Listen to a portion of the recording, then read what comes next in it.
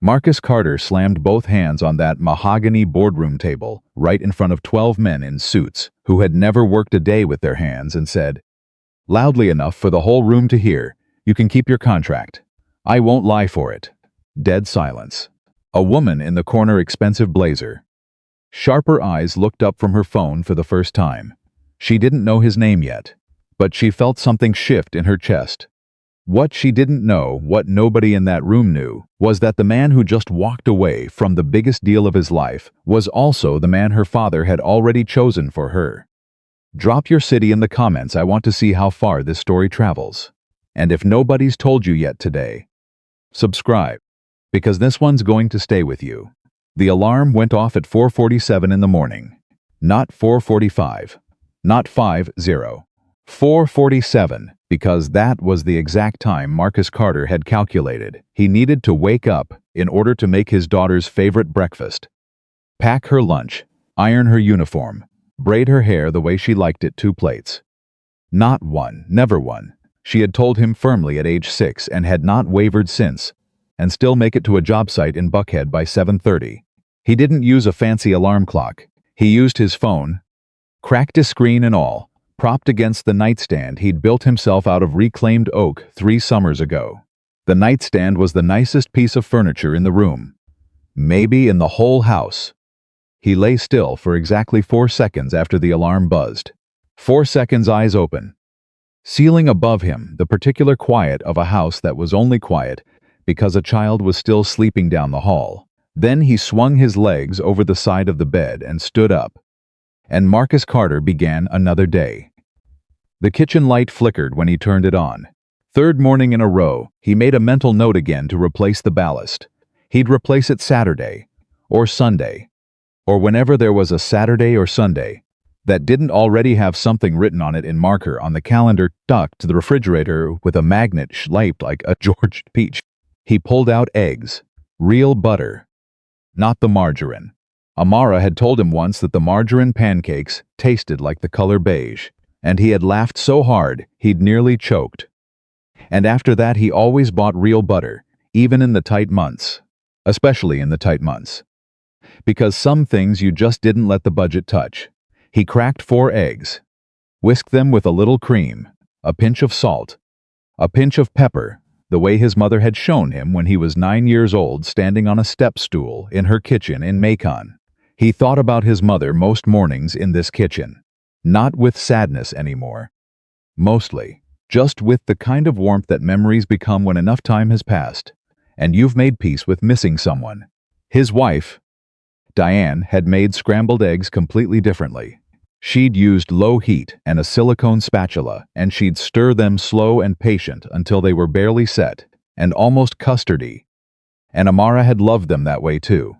For 6 months after Diane died, Amara was 2. Barely talking, Marcus couldn't make scrambled eggs at all. He'd make oatmeal or cereal or toast. Anything else. He just couldn't do it. Then one morning, Amara had pulled herself up to standing against his leg in the kitchen and pointed at the stove and said, as clearly as a 2-year-old could say anything, eggs. And Marcus had looked down at her. And he had said, okay, baby girl, eggs. And he'd made them. And he'd used his mother's method because he couldn't bring himself to use Diane's not yet, and Amara had eaten every bite and banged her little hands on the tray of her high chair and said, more, and Marcus had stood at the stove and let himself cry. Quietly, with his back to her, for about 45 seconds, and then he had made more eggs. That was 6 years ago. He was past the 45 seconds now. He was past a lot of things. Daddy. Amara appeared in the kitchen doorway at 5:22, still in her pajamas, hair pressed flat on one side from the pillow. Eyes not fully open yet, but feet already moving toward the table, like her body knew the routine even when her brain hadn't fully booted up. Morning. Baby girl. He didn't look up from the eggs. You got 10 minutes before I start the braids. Sit down and drink your orange juice. Is it pulpy? She sat down. Daddy. Jalen said his dad drives a Tesla.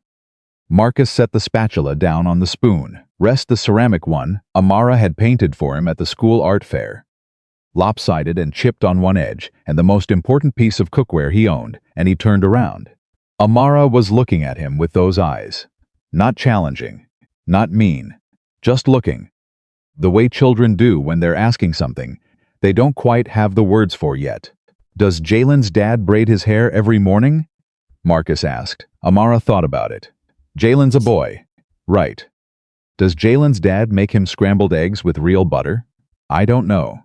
"Does Jalen's dad know what pulpy means without being told?" The corner of her mouth moved.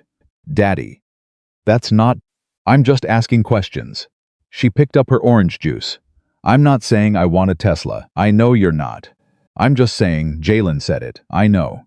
He turned back to the eggs and lowered the heat a little. "Jalen's dad sounds like he's doing fine." "We're doing fine too. Different kind of fine." Amara was quiet for a moment. Then, "Our fine is better." Marcus smiled, face still toward the stove. "Yeah, it is." He dropped her at school at 7-8. Walked her to the door even though she was 8, and had told him last month that he didn't have to walk her to the door anymore. And he had nodded seriously, and then walked her to the door anyway. She hadn't complained since. He suspected she didn't actually mind. He kissed the top of her head in the doorway. "Good day," he said. It wasn't a question. It wasn't a command. It was just what he said. Every morning, good day. The way other people said goodbye. Amara nodded. "Good day, Daddy." And then she was inside, and he was back in the truck. And Marcus Carter drove toward his first job of the day. The truck was a 2009 Ford F-150, the color of old rust and determination, 187,000 miles. The heater worked fine. The air conditioning worked fine, as long as you hit the dashboard firmly twice, right below the vent on the passenger side. Which Marcus had explained to Amara, and she had accepted as completely normal because she'd never known the truck to be any other way. He drove with the radio off most mornings. He used the time to think, to plan, to calculate, to run through the day's work in his head, the way a surgeon might run through a procedure before picking up the scalpel. Marcus was not a surgeon, but he was a craftsman, and he took it just as seriously. Carter Restoration, that was the company. Him and 2 other guys, Deshaun, who'd been with him for 4 years and could read a damaged structure the way other people read a book. And Tommy Younger, 26, still learning but fast and willing and honest, which Marcus valued more than almost any other quality in a worker. They did restoration work. Old homes, old buildings, old things that had been let go or damaged or forgotten that Marcus brought back to what they were. He was good at it. Not famous, not well-known outside a certain circle, but the people who knew. There were contractors in Atlanta who would quietly refer clients to Marcus Carter for jobs they didn't trust themselves to do right. That meant something. It didn't mean enough to keep the bills comfortable. That was the honest truth. The contracts came and went. The overhead was constant. And somewhere in the last year, a larger firm, Coastal Development Group, based in Savannah, flush with private equity money, had started aggressively underbidding him on jobs he needed. They cut corners. Marcus had seen their work. He knew they cut corners. But the clients only saw the number on the quote. And the number on their quote was always lower. Lost 3 contracts in 4 months. He wasn't in crisis yet, but he could see crisis from where he was standing. The Bennett property was on the edge of Buckhead, not quite the gleaming new money section, but the older part, where the houses had been standing for 70 or 80 years and had the bones to prove it. Richard Bennett's family had owned this particular property for 4 decades. Marcus had gotten the job through a referral, a colleague of Richard's, who'd hired Carter Restoration to work on a century-old craftsman bungalow and had been, by his own words, genuinely stunned by the results. Richard had called Marcus himself, directly, which wasn't typical for a man of his profile. Most people like Richard Bennett had assistants who handled the contractors. The job itself was substantial. The back wing of the house had suffered water damage that had been improperly patched over years.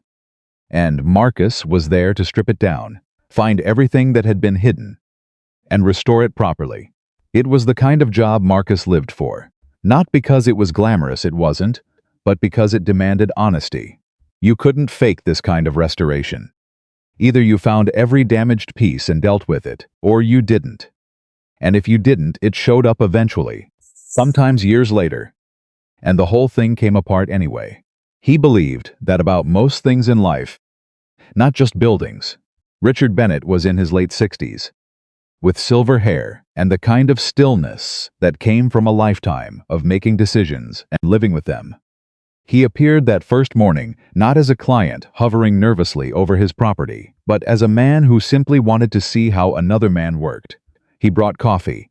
That was the first thing that surprised Marcus. "Black?" Richard asked, holding out the mug. "Yeah, thank you." Marcus accepted it. Slightly unsure how to calibrate, he wasn't used to clients bringing him coffee. Equipment? Yes. Information, obviously. Coffee? No. Richard stood back and watched him work for a while without speaking, which was also unusual. Most wealthy clients either hovered anxiously or ignored you entirely. Richard Bennett just watched, with the focused, quiet attention of someone who found the process genuinely interesting. "You found the second layer already," Richard finally said.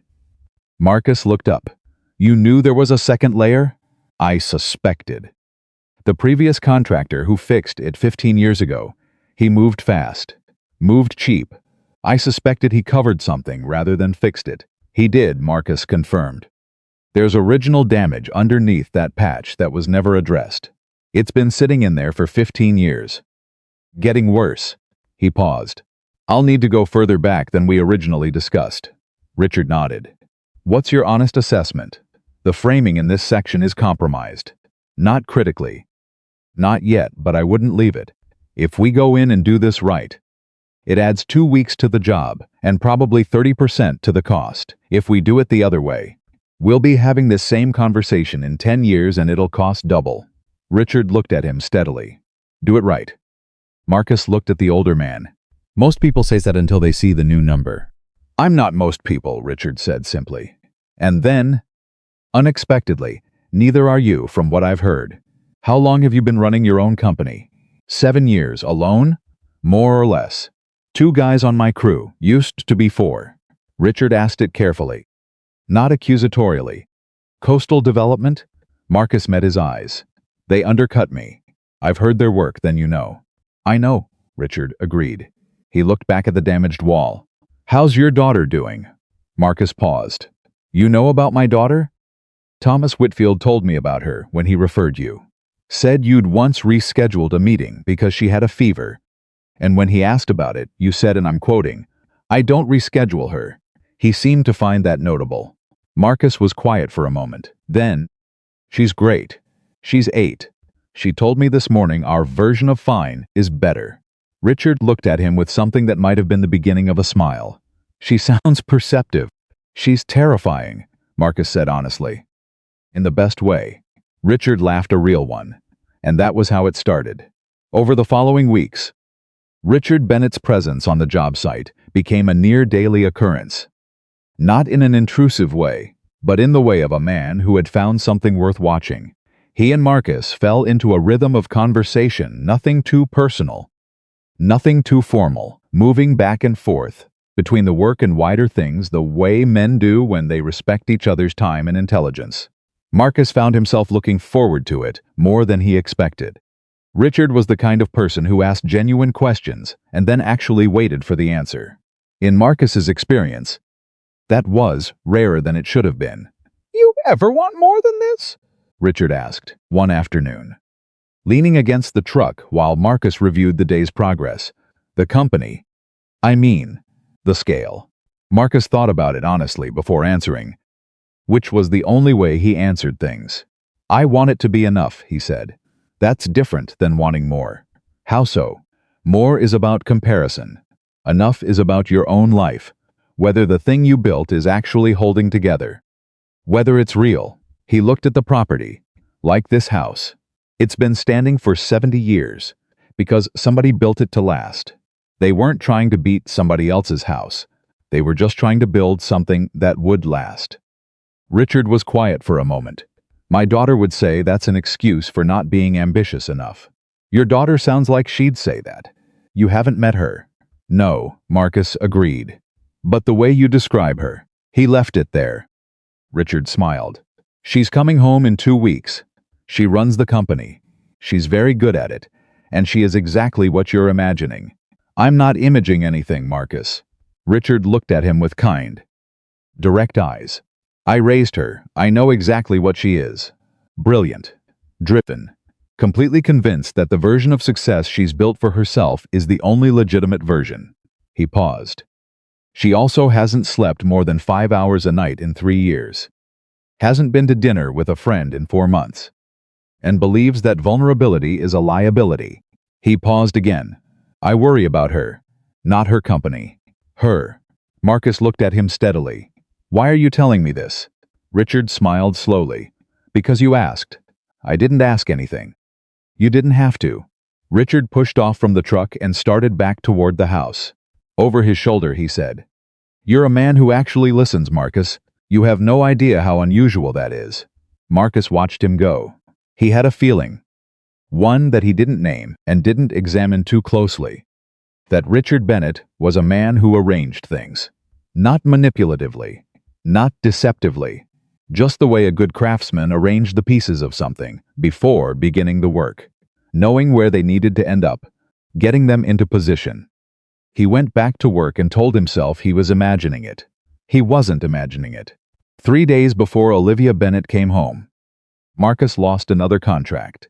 He found out on a Tuesday afternoon, standing in a gas station parking lot, reading an email on his cracked screen phone. Hargrove Properties, a mid-sized development company he'd worked with twice before. Good client, reliable, had gone with another firm for the restoration of a historic building on Peachtree Street. The email was polite. The email said they valued his work and hoped to work together in the future. He knew what hope to work together in the future meant. He called Deshawn. Hargrove, Marcus said. A pause. Coastal? Probably. Deshawn was quiet for 3 seconds. Marcus. Man, we need to talk about. I know. I've got a family too. Tommy's got rent, I know. Deshawn. I'm not going anywhere. I'm just saying we need to have a real conversation about. I know. Come by Saturday. We'll lay it all out. He hung up and stood in the gas station parking lot for a moment, looking at nothing particular. The afternoon was hot. The way Atlanta afternoons in summer are hot, not just temperature. But wait, like the air itself is something you have to push through. He thought about Mara telling him that their kind of fine was better. He thought about whether he believed that. On a Tuesday afternoon in a gas station parking lot, after losing the 4th contract in 5 months, he decided it did. But he also thought, it needs to stop. Something has to change. He just didn't know what. Yet, or how. He got back in the truck, hit the dashboard twice below the passenger vent, and drove back to the Bennett property to finish the day's work. He was replacing support framing at the back of the property. It was late. Later than he usually stayed. But he wanted to get this section closed before rain was forecast for Wednesday when the headlights of a Carquan swept across the Accord. Not Richard's car. Richard drove a practical silver sedan. This was something low, faster-looking dark blue. Marcus kept working. It wasn't his business who was arriving. He heard the car door close. Then heels on the stone path, not uncertain steps. Not someone feeling their way in the dark, but the deliberately confident steps of someone who owned the space they were walking through, or had decided to act like it. Is my father here? The voice came from about 10 feet behind him. He straightened and turned. She was standing at the edge of the work lights reach dark blazer. Dark slacks, hair pulled back, the kind of posture that had probably become automatic years ago. She was looking at him the way you look at something unexpected, not rudely, but with a certain calibrating precision. The way someone takes stock of a situation before deciding how to engage with it. Mr. Bennett left about an hour ago, Marcus said. He said to tell whoever came by that he'd be back in the morning. She was quiet for a moment, looking at him. Looking at the work. You're the contractor, she said. Marcus Carter. He didn't extend his hand, he was in gloves. And they were filthy. You're his daughter, Olivia Bennett. A pause. He talks about you. He talks about you too. Something shifted slightly in her expression. Not much. Just a fraction. What does he say? Marcus looked at her evenly. That you're very good at what you do. That's all? He also says you don't sleep enough. He said it without cruelty. Just the way you say a fact. And that he worries about you. Not the company. You. Olivia Bennett was still for a moment. It was the stillness of someone who has received an unexpected piece of information and is deciding very quickly how to process it and whether to let you see any part of that process. He says that to the contractor, she said. And her voice was carefully level. Not quite cold. Just controlled.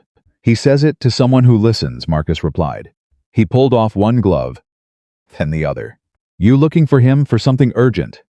I can reach him. No. A pause. No, it's fine. I just got in from Chicago and thought. She stopped herself. It's fine, Marcus nodded. He started packing up his tools. After a moment. Long trip? 4 hours of delays. Rough, I've had worse. She was watching him pack up, and there was something in the watching that was different from the way she'd first looked at him. Still analytical. But the calibration had shifted slightly. How much longer will you be working on the property? At this rate, 4 more weeks. Maybe 5. The damage was deeper than the original estimate. And the cost? Mr. Bennett has all the numbers. He picked up the tool bag. He approved the revised scope 2 weeks ago. Did he? Not a question. Or maybe it was. Marcus looked at her. It's his property, he said. It's also his money. Yes, Marcus agreed. It is. She held his gaze for a moment. Then something, the professional armor.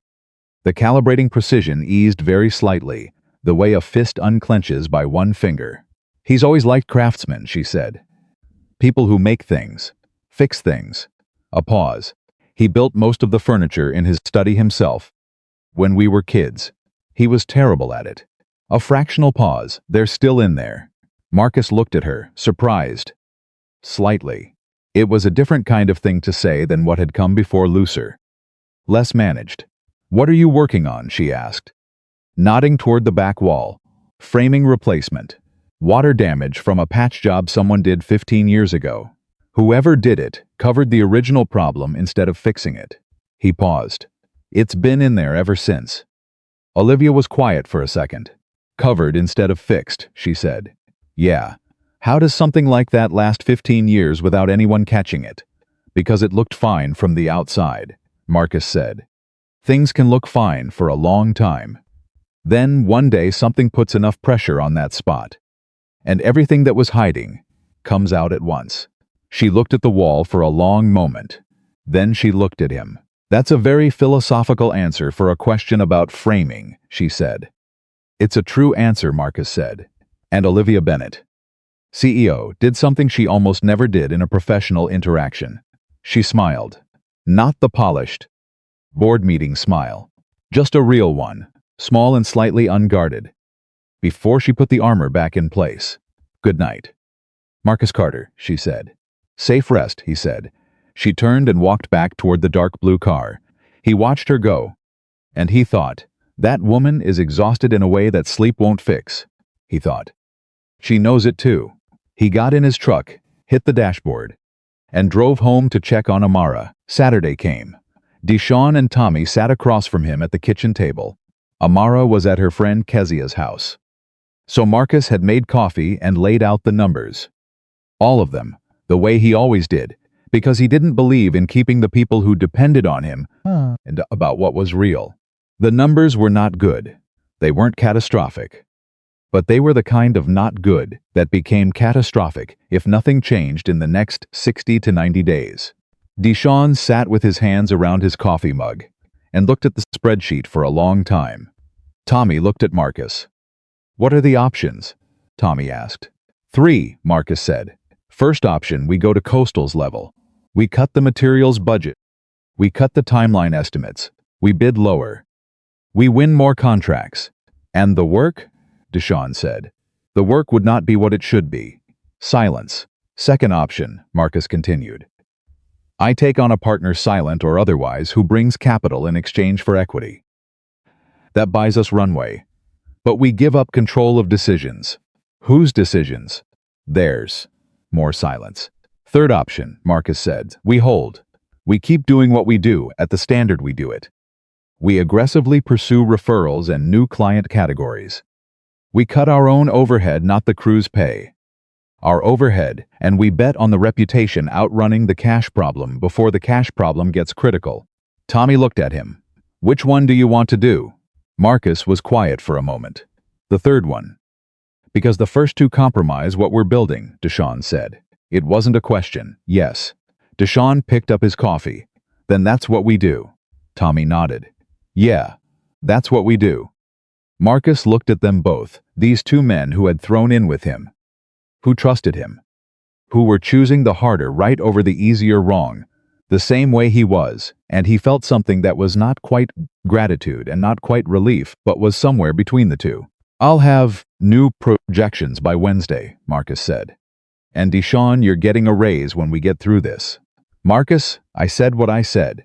Deshawn shook his head, smiling in spite of himself. Man, you know that's backwards. Right? Company in trouble. Boss gives raises. The company's not in trouble, Marcus said. The company's in a test. He looked at them both. We're passing it. He didn't see Olivia again until the following Thursday. He was on the east side of the property, working through the morning when Richard's car arrived, followed shortly after by the dark blue one. Richard came over first. As was now routine, coffee in hand, one for Marcus, and they talked through the week's progress. Marcus showed him photographs he'd taken at various stages. The way he documented every job, not because clients usually asked for it, but because it was his own record of the work, his own proof of what had been there and what had been done about it. She was asking about you, Richard mentioned, without quite looking at him. Marcus looked up from the photographs. What kind of asking? Professional. A pause. Mostly. Richard handed him the coffee. She's dealing with a difficult situation at the company. Some investors pushing back on decisions she's made. She could use... He stopped. She could use someone talk to who doesn't have a stake in the outcome. Mr. Bennett. Marcus kept his voice steady. I'm a contractor. You're a person, Richard said simply. That's what she needs. Not a strategy. Not an advisor. A person. Olivia arrived at Marcus's section of the property about 30 minutes later. She was in different clothes than the night he'd met her, still professional, but more like someone who'd grabbed clothes from a real closet than a business trip suitcase. She had a laptop bag over one shoulder and the particular aura of someone who had been in back-to-back meetings since 7 a.m. and was not yet done with the day. She stopped a few feet away and looked at the progress. It's further along than I expected, she said. Efficient morning. She looked at the exposed framing. The new wood beside the old. You can see the difference, she said. Where it was covered versus where it's been opened. Always can, Marcus said. Old work versus new. You learn to read the layers. She set the laptop bag down on a clean part of the tarp he had laid out. She looked at it, like she'd set it down without fully deciding to. I have a board meeting in 3 weeks, she said. There are 2 members who want to vote to bring in an outside management firm, which would effectively mean they'd be managing me. Marcus kept working, not rudely, but because stopping completely and facing her seemed like it would make her stop talking. What's their stated reason? That my decisions have been too aggressive, that I'm expanding in markets before we have infrastructure to support them. A pause. They're not entirely wrong. He glanced at her. Then what's the disagreement? The disagreement is that being right about the problem doesn't give them the right to take it out of my hands. I built this company. My father built this company. I can fix my own mistakes. Can you fix them in 3 weeks? A silence. That's the question, she said. Marcus looked at the new framing beside the old. You know what this is? He said, gesturing with the tool in his hand. She looked. Structural repair. Yeah. But more specifically, this is what happens when someone fixes a problem right instead of fast. That patch job 15 years ago? Whoever did that was solving the same problem. The leak, the damage, the thing that needed to be dealt with. They just dealt with it in the way that made it invisible rather than the way that made it gone. He turned to look at her. Your board members might be right about the problem. That doesn't mean their solution is right. Their solution is a patch. It makes the hiss invisible. It doesn't address what's underneath. Olivia looked at him for a long moment. "You're doing it again," she said. "Doing what?" "Giving philosophical answers to practical questions." "Those were the same question," Marcus said. She was quiet. Then, quietly, "How do you know the difference between a patch that holds and a fix that lasts?" Marcus thought about it. A patch holds until pressure finds it. A fix holds under pressure. The difference is whether you went deep enough. Olivia sat down on an overturned equipment crate, which surprised him. She didn't seem like a woman who sat on equipment crates in work zones. "My father thinks I should trust people more," she said. "Let people in more. He thinks my problem with the company is actually a problem with." She stopped. "He says I run the company like I run my life, which he says is from behind glass. Is he wrong?" The armor flickered. Just for a second. "No," she said, "he's not wrong." Marcus nodded, not triumphantly, just acknowledging. "What do you do?" Olivia asked. "When you know what's wrong, but you don't know if you have what it takes to fix it right." Marcus looked at her steadily. "You get up at 4:47 in the morning," he said. "You make the eggs with real butter even when money's tight. You tell your crew the honest numbers, and you ask them to trust you anyway. And you do the next right thing. And then the one after that, and you don't let yourself imagine all the ways it can fall apart until it actually does." He paused. "Because it might not. Most of the time. If the foundation is real, it holds." Olivia looked at him. The armor wasn't back up. She looked like she was 39 seconds from saying something real. Something she hadn't said to anyone in a long time. And then her phone rang. She looked at it, and Marcus watched her face close back up, not harshly. Just automatically, the way a door closes. Because that's what doors do, and she said, "I have to take this," and stood up, and was the CEO again. She walked away down the path, already talking, voice confident and crisp, and entirely in command. Marcus turned back to his work, he thought. She almost said it. He thought, she'll get there. He went back to building something meant to last. 3 days passed before Marcus saw Olivia again. In those 3 days, he did what he always did. When something unsettled him, he worked. He worked with the kind of focused intensity that left no room for anything else. The kind that Deshawn recognized from experience and silently respected. And Tommy, who was still learning to read Marcus, mistook for anger. "He mad about something?" Tommy asked Deshawn quietly on the second day. "No," Deshawn said. "He seems he's thinking." Deshawn handed him a tool without looking up. When Marcus gets quiet like that, it means something's moving around in his head that he hasn't named yet. Just work. What was moving around in Marcus's head was this. He had met a lot of people in his life who had built walls. He had met people who used money as a wall, and success as a wall, and sarcasm as a wall, and distance as a wall. He'd built a few himself. After Diane died, when Amara was 2, and the world felt like it was made entirely of exposed edges. But Olivia Bennett's wall was something different. It wasn't defensive. It wasn't the wall of someone who'd been hurt and was protecting the wound. It was the wall of someone who had decided. At some point, probably early, probably as a logical conclusion she'd reached, and felt proud of that needing people was a structural flaw. Like a load-bearing wall that had been removed, and the building had somehow stayed up, and she'd taken that as proof that the wall was unnecessary. Marcus knew what happened to buildings where you removed the wrong wall and they appeared to stay up. He tried to stop thinking about it. He mostly failed. On Thursday afternoon, his phone rang, and it was a number he didn't recognize. But the voice was immediately familiar, precise, controlled. And underneath both of those things, something that was working too hard. "Marcus, it's Olivia Bennett. My father gave me your number. I hope that's all right." "It's fine," he said. He was up on a section of the upper framing, one hand holding the phone, the other steadying himself. He climbed down. "What do you need?" A pause. Not long, but the kind of pause that meant she was deciding something. "I need to ask you something, and I need an honest answer. Not a polite one, an honest one. That's the only kind I have." Another pause. That's why I'm calling you. He reached the ground and walked away from where Deshawn and Tommy were working, toward the side of the property where it was quieter. Ask. If you were in a room with 12 people who were trying to take something you built, and you knew 2 of them were genuinely trying to help you, even though their method was wrong, and the other 10 were motivated by money and their own interests, what would you do? Marcus thought about it.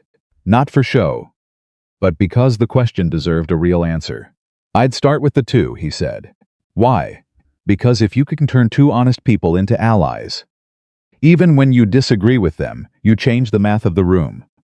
And because the 10 who are only there for money will follow whoever has the most momentum. Win the honest ones. The others follow or fall away. Silence on the line then. My board meeting is in 3 weeks. I know. You told me. She stopped. Again, I have a strategy. It's sound. My CFO agrees with it.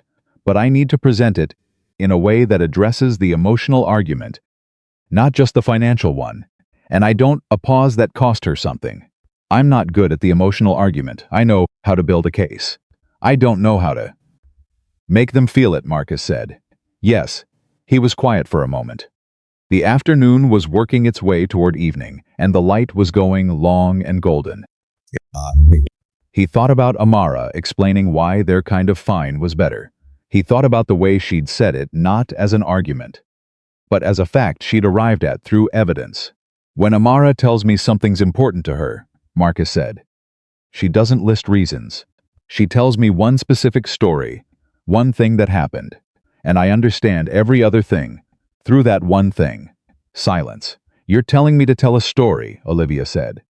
I'm telling you the most powerful thing in a room full of people who think they know everything is a specific truth they haven't heard yet. Another pause. Would you? She stopped again. Say it, Marcus said. Would you be willing to talk it through with me? Not as a consultant, not as anything formal. Just talk. Marcus looked at the property, at the work still to be done, at the way the new framing stood honest and solid next to what had been there before. Come by Saturday, he said. Morning. Bring coffee. He heard something that wasn't quite a laugh and wasn't quite a breath. It was the sound of someone who'd been holding something heavy being offered a place to set it down. Okay, she said. And Olivia. He paused. Come in something you can sit in on a job site. Not the blazer. This time it was definitely a laugh. Small. Real and briefly unguarded. Good night, Marcus, she said. Get some sleep, he said. Not as a pleasantry, as an instruction. She hung up, and then went back to work, and told himself absolutely nothing about how he felt. He was only partially successful. Saturday morning arrived the way good things sometimes did, quietly and ahead of schedule. Marcus was already at the Bennett property at 7 when the dark blue car pulled in, and Olivia stepped out in jeans and a simple dark jacket and no laptop bag. Just a phone in one hand and 2 coffees in the other. And she looked different. Not smaller, not less, just less managed. He noticed it immediately and said nothing about it. Black? She asked. Extending one. You remembered. My father mentioned it. She handed it over. He mentions a lot of things about you. Likewise, Marcus said. She looked at him quickly, then away. I want to hear what he says about me, but I suspect it would be easier not to. Probably. Then let's work, she said. And there was something almost funny in the way she said it, decisive. Businesslike, as if they were entering a meeting, and Marcus felt the corner of his mouth move in spite of himself. They sat on upturned crates in the part of the property where the morning was still cool, and Olivia laid out the board situation in the way someone lays out a battle map, clear. Organized every piece in its place. She knew her material. She knew her numbers. She was, as Richard had said, very good. The core problem, she said, is that Whitmore and Chen, those are the 2 I think are genuinely concerned, rather than self-interested. They're afraid I moved too fast into the southeast expansion before our operations infrastructure was ready. And they're right. I did. The infrastructure wasn't ready. I knew it wasn't, and I moved anyway because the market timing was right, and I calculated that catching the window was worth the operational stress. And was it? Marcus asked. Financially? Yes. The revenue numbers from that expansion are the best we've had in 4 years. A pause.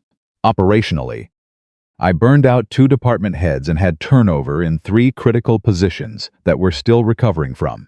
Marcus looked at her. And you haven't said that to the board. The financial numbers speak for themselves. The people don't. She looked at him. Whitmore and Chen aren't worried about the revenue, Marcus said. If they were purely worried about revenue, they'd be satisfied. They're worried about what you did to the people.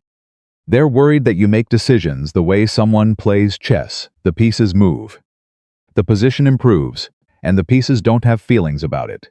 Olivia was very still. That's a blunt thing to say, she said. You asked for honest, not polite. A silence. Not uncomfortable, more like the kind of silence where something real is being absorbed. Am I wrong? Marcus asked.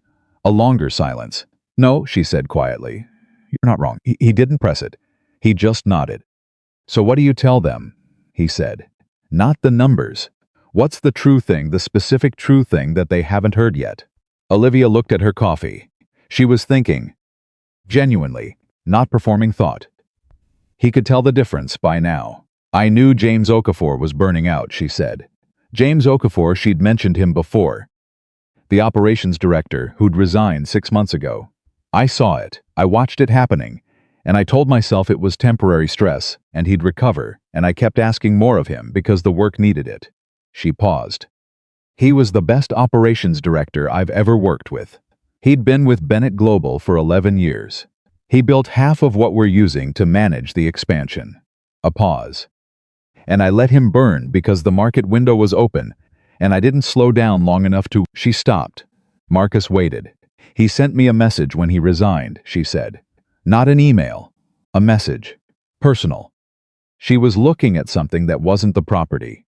Wasn't the morning. Wasn't anything Marcus could see. He said, Olivia, I believed in this company because I believed you understood that the people were the company.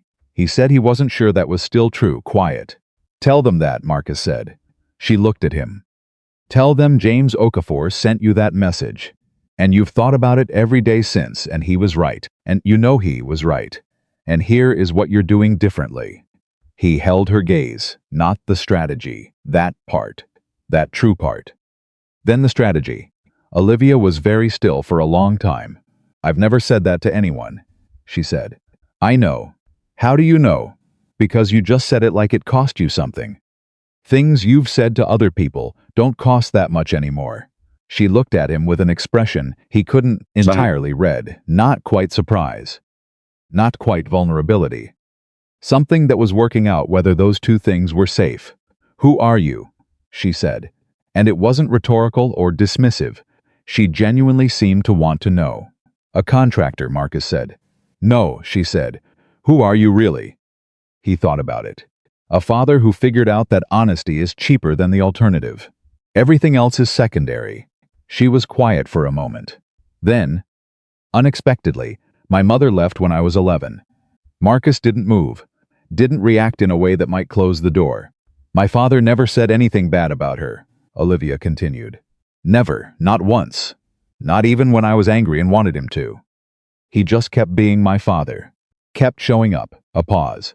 I think I decided somewhere around that time that the safest thing was to be so successful that nobody could afford to leave. If I was valuable enough, capable enough, indispensable enough, she stopped. It's a terrible strategy. Most things we decide at 11 are, Marcus said. She made a sound that was close to a laugh. Sad and real. My wife died, Marcus said. It wasn't a trade, not a reciprocal vulnerability.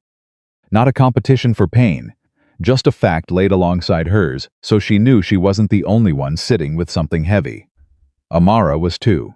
And I made a version of the same decision. Except mine was I'll make myself so stable, so solid, so reliable, so enough, that nobody will be able to say she grew up with a man who couldn't hold it together. He looked at his coffee. Different fear. Same math. Olivia looked at him. Does it work? She asked. Mostly, he said. Except I forgot to leave any room for wanting something for myself. A silence settled between them. Not uncomfortable. Something more like two people recognizing something in each other that they don't see often. Then Olivia's phone rang. She looked at it.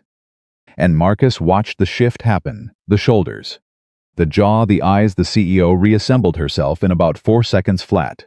I have to take this, she said. It's Whitmore. Take it. She stood, already pressing the phone to her ear, already the other version of herself. But before she walked away, she paused and looked back at Marcus with an expression that was something between the two versions, the real one and the managed one, balanced right at the edge. Thank you, she said. Marcus nodded. You already knew all of it, he said. You just needed someone to sit with you while you said it out loud. She held his gaze for one more second. Then she walked away, voice already confident and controlled, managing the conversation the way she managed everything. He watched her go. He told himself not to read anything into it. He was not succeeding. The following week arrived with a particular brand of chaos that Marcus recognized as the universe's way of making sure you didn't get too comfortable thinking about anything other than survival. The Tuesday morning began normally enough. Amara. Eggs, braids, school. But by 8:30 Marcus was at the Bennett property staring at a new problem. Overnight, the unsealed section of the east wall had taken on water from a drainage issue he hadn't yet gotten to. And while the damage was manageable, it meant 2 days of unplanned remediation work that wasn't in the contract timeline. He called Richard before 9. I need to be straight with you about a setback, Marcus said. He laid it out, what happened, what it would take to fix, how it would affect the timeline and the cost. Richard listened without interrupting. Then, you could have smoothed that over, made it sound like normal job variance. I could have, Marcus agreed. Why didn't you? 'Cause it's your property and your money, and you deserve to know what's true. A pause. Marcus, what is your company's financial situation right now? Marcus went still. Excuse me? I'm asking directly, Richard said. Because I've asked around, and I've heard about coastal development, and I've seen what they've been doing to smaller restoration contractors in this market. And I want to know the truth. A long pause. We're 60 to 90 days from critical, Marcus said. It was the first time he'd said it that plainly to anyone outside his crew. It sat in the air like a stone. Thank you for telling me the truth, Richard said. I didn't tell you so you'd. I know why you told me, Richard said. And his voice was very calm. You told me because that's who you are, Marcus. I'd like to meet in person, not at the property, at my office, this Friday. Can you do that? Marcus was quiet for a moment. What kind of meeting? The kind where one person has resources and another person has something worth investing in, Richard said. And before you tell me you don't need charity, this isn't charity. I'm a businessman. I've been watching you work for almost 2 months, and I know what I'm looking at. A pause. Please come. Marcus said yes. He didn't know what else to say. And the truth was that 60 to 90 days from critical was close enough to hear breathing. And his daughter still expected real butter in her scrambled eggs. And some things you accepted, not because your pride was small, but because your love was bigger than your pride. He went back to work. He was replacing the damaged section. Focused, precise. When he heard footsteps behind him at just after noon, he turned expecting Richard. Or Deshawn. It was Olivia. She was carrying a bag from a restaurant downtown, he could tell by the name on it, and she looked slightly out of breath, like she'd moved faster than she'd planned to get here. My father told me what happened to the east wall, she said. I thought. She stopped, looked at the bag, looked slightly uncertain in a way that he'd never seen her look, and which sat on her like a borrowed coat. Not wrong, just unfamiliar. I was in the area. Your office is 12 miles away, Marcus said. A pause. I was in the general area, Olivia. I brought lunch, she said, extending the bag toward him with the directness of someone who had decided to commit to a thing rather than apologize for it. For you and your crew. She paused. I wanted to. Marcus looked at her. He thought about 12 miles. He thought about a CEO who managed entire boardrooms pulling up in a dark blue car with a restaurant bag because the east wall of her father's property had taken on water overnight and one man's crew would be working through lunch. He thought about how people reveal themselves not in the managed moments but in the ones they don't plan. Thank you, he said. Don't make it a thing, she said. But there was something in her face that was waiting, just slightly, to see what he'd do with it. He turned and called out, "Deshawn, Tommy, come eat." He didn't make it a thing. She stayed longer than she'd planned to. He knew this, because 30 minutes in, she glanced at her watch with the expression of someone who had a 2 o'clock they were rearranging in their head. And then, she put her wrist back down without leaving. They sat on the tailgate of his truck, all four of them, for a while. Until Deshawn and Tommy drifted back to work with the particular graceful tact of people who can read a situation, and Marcus suspected he would owe Deshawn a deeply significant thank you at some point. Then it was just Marcus and Olivia on the tailgate in the afternoon, with the ordinary sounds of the work continuing around them. "How'd the Whitmore call go?" Marcus asked. "He wants to meet before the board meeting. One-on-one. That's good. I know." A pause. "I'm going to tell him about James." She said it quietly, definitively, like a decision that had already been made but was being said out loud for the first time to make it real. "He'll respect it," Marcus said. "Or he'll think I'm weak. If he thinks honesty about a mistake is weakness, he's not the ally you thought he was, and you find that out now instead of after." He looked at her. "But I don't think that's what he'll think." She was quiet. Then, "How do you always know what's actually true?" "I don't," Marcus said. "I just don't let myself pretend I don't know when I do." A pause. "Most of the time the truth isn't hiding. It's just that saying it out loud costs something. So we act like we don't know it yet." Olivia looked at him with that expression again, the calibrating one. But softer now, the precision turned not toward data, but toward something she was trying to understand. "Marcus," she said, and then stopped. What do you want?" she said. "Not for your daughter. Not for the company. For yourself. What do you actually want?"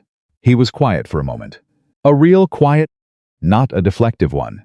"I want someone to look at everything I've built," he said slowly, "and think not that it's impressive.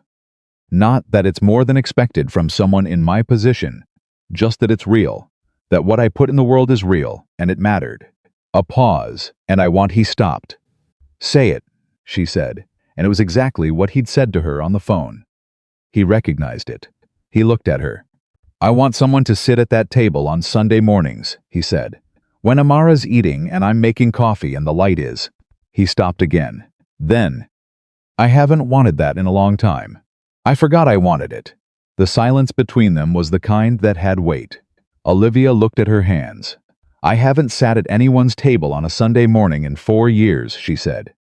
"I eat at my desk most Sundays." "I know," Marcus said gently. "How do you know?" "Because you look like someone who forgot what it feels like to not be somewhere else in your head." She looked at him, and Marcus looked back. And for one long moment, neither of them said anything. And the afternoon sat around them like something cupped in 2 hands. And Marcus thought, there is something here. He knew it the way he knew the difference between a beam that would hold and a beam that wouldn't. Not because anyone told him, because he could read what was real.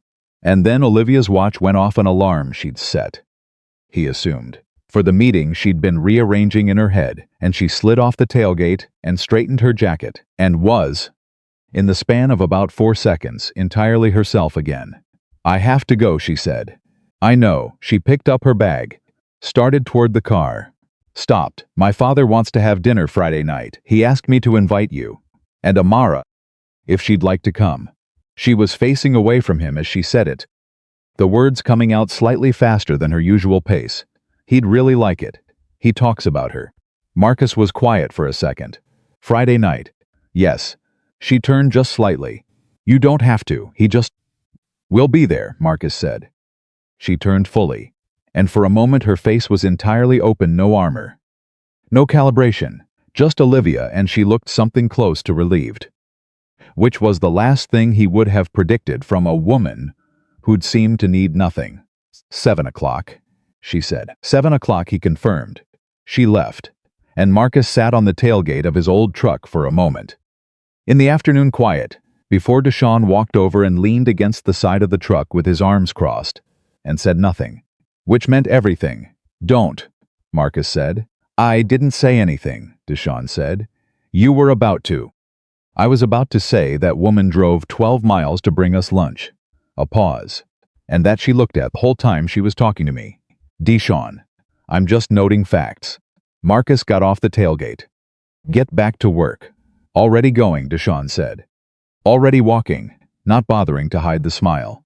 7 o'clock. Huh? Marcus didn't answer. He picked up his tools and went back to the thing he knew how to do, building. Repairing, making something damaged into something that would hold. But the warmth that had been sitting somewhere in his chest since the tailgate conversation didn't go anywhere. It just stayed there. Quiet and inconvenient and honest, the way true things always were. Friday came faster than he expected. He told Amara about dinner on Thursday evening. Low-key, just we're going to the Bennett's for dinner tomorrow night. Amara had processed this for approximately 10 seconds, and then said, Is that the man you work for who gives you coffee? Yes. And is his daughter coming? Marcus looked at her. Why do you ask? Amara gave him a look that was improbably very similar to the look Deshawn had given him standing at the truck. 8 years old. Same expression. I'm just asking, she said. Yes, Marcus said. His daughter will be there. Amara went back to her homework. Then, without looking up, should I wear my good shoes? Yes, Marcus said. Wear your good shoes. She nodded once. Seriously, and kept doing her homework. And Marcus stood in the kitchen doorway and thought about the army of people in his life who were apparently much further ahead of him on certain things than he was giving them credit for. Friday evening at 7. Marcus and Amara arrived at Richard Bennett's front door. Marcus knocked. Amara stood beside him in her good shoes with the particular dignity of an 8-year-old who has decided to take something seriously. Richard opened the door and looked at Amara first. And something in his face did a thing that Marcus recognized, the expression of a man who sees a child and is reminded suddenly of everything that matters. You must be Amara, Richard said. Yes, sir, Amara said. My daddy says you give him good coffee. Richard laughed. Fully and warmly. Your daddy is the only person on my job site who deserves it. He stepped back. Come in, both of you. They went in. And from somewhere in the back of the house came the sound of something going slightly wrong. In a kitchen, a pot lid. Maybe, or something set down harder than intended, and then Olivia's voice saying something under her breath in a tone that was specifically the tone of a highly competent person, encountering something outside their area of expertise. Amara looked up at Marcus. Marcus looked back at her. She's cooking? Amara whispered. Apparently, Marcus said. Richard, leading them toward the back of the house, said over his shoulder without turning. She insisted.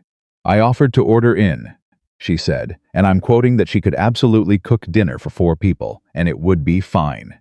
They turned the corner into the kitchen, and Olivia was standing at the stove in an apron that had clearly not been worn in some time, looking at a pan with the focused, combative expression of someone engaged in a negotiation they're not winning. She looked up when they came in. She looked at Marcus first, for just a second, and her expression did the thing where it tried to be professional and landed somewhere much more human. Then she looked at Amara, and Amara looked at her. Hi, Amara said. Hi, Olivia said. And her voice was different, not the CEO voice, not the managed voice, the other one, the one that only came out in certain moments. Are you burning something? Amara asked. Genuinely curious, not unkind. Olivia looked at the pan. Possibly, she admitted. My daddy can help, Amara said. Marcus looked at his daughter, then at Olivia. I don't need, Olivia started. You're burning the garlic, Marcus said. Already moving toward the stove. You had it on too high. I followed the temperature in the recipe. Recipes are optimist, he said, reaching past her to adjust the heat, and for just a moment they were standing close enough that he could see exactly where the armor ended. And she began. And he thought about Sunday mornings, and about sitting at tables, and about how some things you want for so long they stop feeling like wants and start feeling like permanent absences. He pulled back. It's recoverable, he said, meaning the garlic. Olivia looked at him for just a second too long. Okay, she said. Okay, Amara agreed, climbing onto a bar stool to supervise. And Richard Bennett stood in the doorway of his kitchen, watching his daughter and this man and this child navigate a mildly burned garlic situation on a Friday evening. And he had the expression of a man watching something he'd hoped for become something real. Something he hadn't entirely been sure would happen. Something that felt like relief and gratitude, and the particular satisfaction of a person who had, quietly and carefully, over many weeks, moved the right pieces into position. He said nothing. He just stood there and let it happen. The dinner was, in the end, mostly good and partly salvaged and entirely warm. The way dinners are when the food matters less than the room. Amara told Richard about a project she was doing at school about Georgia history. Richard told her about his father's history in Atlanta. And Amara listened with the focused interest of a child who is genuinely engaged rather than performing engagement, which Marcus knew was her highest compliment. Olivia mostly listened. She watched Amara with an expression that was quiet and slightly unguarded, and complicated in a way Marcus didn't try to analyze at the table. Afterward, Richard and Amara went to look at something in the study. Richard had mentioned the furniture he'd built years ago, and Amara had announced she wanted to see it, and Marcus found himself alone with Olivia in the kitchen. Cleaning up, the way people do after a dinner, easy and ordinary and not planned. "She's extraordinary," Olivia said. She was drying a dish, not looking at him, Amara. "I know," Marcus said. "She looks at you." Like Olivia stopped. "Like what?" A pause. "Like you're the safest thing in the world." Marcus was quiet. "That doesn't happen accidentally," Olivia said. Her voice was very careful. The way someone is careful with something they recognize as precious. "You built that." "We built it together," Marcus said. "She's the best of Diane and the best of me, and something entirely her own that neither of us had anything to do with." Olivia set the dish down. She turned slightly, leaning against the counter, looking at him with that open expression that he was beginning to understand was what she looked like when she'd stopped managing herself. "My father likes you a great deal," she said. "The feeling is mutual. He doesn't just like anyone." A pause. "He trusted you with this property because of who you are. Not your resume. Not your references. Who you are." "I know," Marcus said. "I don't take it lightly." She looked at him. "I don't take any of this lightly," he said. And he meant the dinner, and the conversations, and the tailgate afternoon, and all of it. And she knew he meant all of it, and they both stood there for a moment with that knowledge between them. Honest and inconvenient and true. From the study down the hall came the sound of Amara laughing at something Richard had said. Bright and sudden and full, the laugh of a child who is completely comfortable. And Marcus felt something shift deep in his chest, not cracking, not breaking, opening, the way a door opens when someone finally turns the handle that's been untouched for years. He wasn't ready to name it yet, but he stopped pretending it wasn't there. The Monday after Friday dinner, Marcus arrived at the Bennett property to find an envelope tucked under his windshield wiper. No stamp, no return address. His name written on the front in handwriting he didn't recognize, precise, slightly architectural. The kind of handwriting that had been trained out of someone by years of typing everything. He stood by the truck for a moment, just holding it. Deshawn walked past with a load of material and glanced at the envelope and glanced at Marcus's face and kept walking without saying a single word, which was the most eloquent thing he could have done. Marcus opened it. Inside was a single index card. On it, in that same precise handwriting, "You didn't make it a thing. Thank you for that." Oh. He read it twice, put it in his shirt pocket, went to work. He didn't mention it to anyone. But for the rest of that morning, he worked with the particular quiet focus of a man who is keeping something warm and careful in the part of himself that doesn't show. By 10 o'clock, Richard had called. The meetings scheduled for Friday, the one Richard had said was about resources, and investment was being moved up. Wednesday, 10 in the morning, at Richard's downtown office. "Something's changed?" Marcus asked. "I'll explain Wednesday," Richard said. His voice was measured, but underneath the measurement was something else. Urgency, maybe, or something that had been decided and needed to move quickly now that it was decided. "Just come." "Marcus, Please, I'll be there, Marcus said.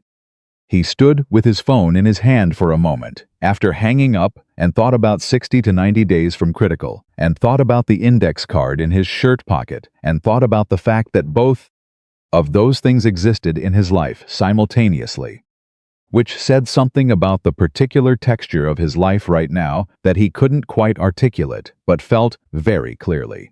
Tuesday morning, Amara announced at breakfast that she wanted to write a thank you note to Mr. Richard for showing her the furniture in the study. I'll help you with it tonight, Marcus said. I don't need help, she said. I know how to write a note. Okay. But Daddy. She was looking at her eggs with the expression she wore when she was working up to something the lady. Olivia. She looked at you a lot. Marcus kept his face neutral. Eat your eggs. I'm just telling you what I saw. Amara. She looked at you like paused. Searching for language. Like when I see something I want to put in my room, but I'm not sure if I'm allowed to ask for it yet. Marcus put down his fork. He looked at his 8-year-old daughter. She looked back at him with absolute sincerity and zero apology. Finish your breakfast, he said. I'm just being observant, she said. You're being 8 years old is what you're being, Daddy. Those are not mutually exclusive. He stared at her. Where she got the phrase mutually exclusive from was a mystery he had stopped trying to solve approximately 3 months ago. Eat, he said. She ate. But she was smiling into her orange juice, and she knew he could see her doing it. He drove her to school, walked her to the door, kissed the top of her head. Good day, he said. Good day. Daddy, she said.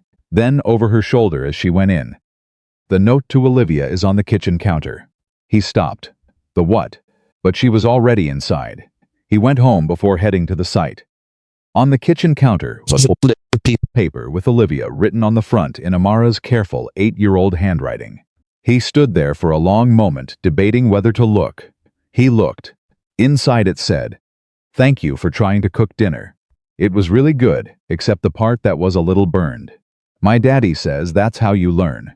He says almost everything that's worth knowing how to do, you have to burn first. I think you are very smart and I like talking to you. Amara Carter, age 8. Marcus read it 3 times. He folded it back up. He put it in his jacket pocket, next to his heart, without fully examining why he put it there instead of somewhere else. He drove to the site. He worked. And he did not say anything to Deshawn about what was in either pocket. Wednesday morning. Marcus put on the shirt he wore when he wanted to look like he meant business, without looking like he was trying to. He drove the truck to downtown Atlanta and parked 2 blocks from the building because downtown parking was its own economy and he wasn't interested in paying for it. Richard's office was on the 14th floor. The lobby was the kind that communicated money through restraint. Nothing flashy, just quality. The kind that had been there long enough to stop needing to prove anything. The receptionist brought Marcus coffee. Black. He noticed she didn't ask. Richard came out to get him personally, which was the kind of detail that meant something to Marcus because he noticed those kinds of details. They shook hands and went in. And Richard closed the door behind them, and they sat at the table, not the massive formal conference table, but a smaller one to the side. More like 2 people having a conversation than a meeting. How are you? Marcus, Richard said first. Honest answer or social answer? Richard smiled. You know which one I want, 60 days, Marcus said. Maybe 65. It's moved from 60 to 90 to 60. Coastal took another client I was expecting. He said it flat. Without self-pity, just the information. Deshawn's still in. Tommy's still in. But I can see the edge from here. Richard nodded slowly. I want to offer you something, he said. And before you respond, I want you to hear all of it. Because your instinct will be to refuse, and I need you to get past that instinct and actually listen. Marcus looked at him. I'm listening. I want to invest in Carter Restoration. Not a loan. Equity. I'd take a minor stake. We can negotiate the exact number. It won't be large in exchange for capital that buys you 12 to 18 months of runway. The ability to hire properly and access to my network, which in this city is worth more than the capital. He paused. I've looked at your work. Marcus, I've talked to everyone who's hired you. I know what you've built. It is not a struggling small business. It is an underfunded, excellent one. Those are two completely different things. And only one of them is worth investing in." Marcus was quiet. "I hear you starting to say no," Richard said. "I haven't said anything yet. I know. But I know what you're thinking. You're thinking it's charity." "Is it?" Marcus said. "No. It's a calculation. I have made investments throughout my career, Marcus, and the single best predictor of return is not the market or the business model. It's the character of the person running the thing. I have been watching your character for 2 months. I know what I'm looking at." Marcus looked at the man across from him. He thought about what it meant to have someone see you, not the struggling contractor, not the single father doing his best, but the actual man with his actual capabilities, and make a decision based on that. He thought about how rare that was. "There's no condition attached to this," Marcus said carefully. "No, nothing tied to anything else." Richard looked at him directly. "Nothing tied to anything else," he confirmed. "This is a business decision. A straightforward one." A pause. "My personal life and my business decisions operate separately. Always have." Marcus nodded slowly. He believed him. He wasn't sure entirely why, maybe the directness. Maybe the weeks of watching Richard be the same man in every situation, but he believed him. "What's the number?" Marcus said. They talked for 40 minutes. The number was fair. The terms were fair. The structure was exactly what a real investment looked like. Not a favor dressed up in business language. Marcus asked questions, real ones. Detailed ones, the kind that showed he'd thought about this possibility, even when he'd been telling himself it wouldn't happen. Richard answered everyone. At the end, Marcus sat back. "I need a week to look at it with independent eyes," he said. "Not because I don't trust you, because I need to trust myself in this decision." "Of course," Richard said. "And Richard." Marcus held his gaze. "If this doesn't work out financially, if the market shifts and the investment doesn't perform, I need to know this doesn't change." "Marcus," Richard's voice was very steady. "I do not buy people. I invest in businesses." "Those are different things," he paused. "But I understand why you needed to say it." "Okay," Marcus said. He stood. They shook hands again. He was at the door when Richard said, "She didn't know I was doing this, Olivia. I want you to know that." Marcus turned. "She'll find out," Richard said, "eventually. She knows all my significant investments. But this decision was mine, and it has nothing to do with—" He stopped, then said simply, "She'd actually be annoyed at me if she knew I was clarifying this." Marcus almost smiled. "Why?" "Because she'd say she doesn't need me to manage her life." A pause. "She's right. She doesn't." He looked at Marcus calmly. "But fathers do certain things anyway." Marcus walked out into the Atlanta morning and stood on the sidewalk for a moment, 2 blocks from his truck, and breathed. He pulled out his phone, not to call anyone, just to look at the time, which was 11:47, and to exist in the moment for a few seconds before it became the next one. Then his phone rang. Unknown number, Atlanta area code. "Marcus Carter." "Mr. Carter." The voice was male. Professional. Smooth. "My name is Derek Holt. I'm the Regional Director of Development for Coastal Development Group." Every muscle in Marcus's body became very still. "I have your number," he said. "Good. I was hoping you'd be willing to have a conversation. We've been watching your work for some time." A pause. "We're expanding our Atlanta operations and we're looking for skilled acquisition targets. Companies with strong reputations that might benefit from." "An acquisition," Marcus said. "A partnership," Holt said. "The terminology is flexible." "I'm sure it is," Marcus said. His voice was even.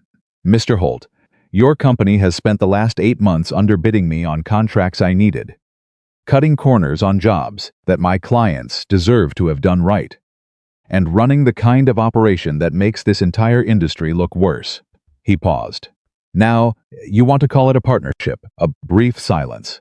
"I understand that our competitive positioning has created—" "I'm not for sale," Marcus said. "Carter Restoration isn't for sale. Have a good day." He hung up. Then he put the phone in his pocket and walked to his truck and drove back to the job site. He told Deshawn when he got there, because Deshawn deserved to know. Deshaun listened, nodded once, and said, "Right answer." "I know," Marcus said. "They'll come back," Deshaun said. "Probably." "Same answer?" "Same answer," Marcus said. He went back to work. What he didn't know was that the coastal development call would matter more than he realized, not because of what it contained, but because of what it set in motion.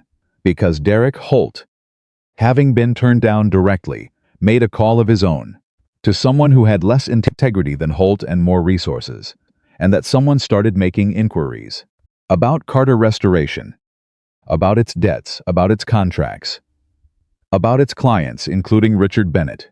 Marcus found out about it Thursday evening. Not from Richard, who didn't yet know. He found out from Tommy, who had a cousin who worked in property development, who had heard through the particular reliable-unreliable network of people who know things in Atlanta's building industry that someone was asking questions about the Bennett job in a way that didn't feel like routine business. Marcus called Richard that night. "I know," Richard said, before Marcus could fully explain.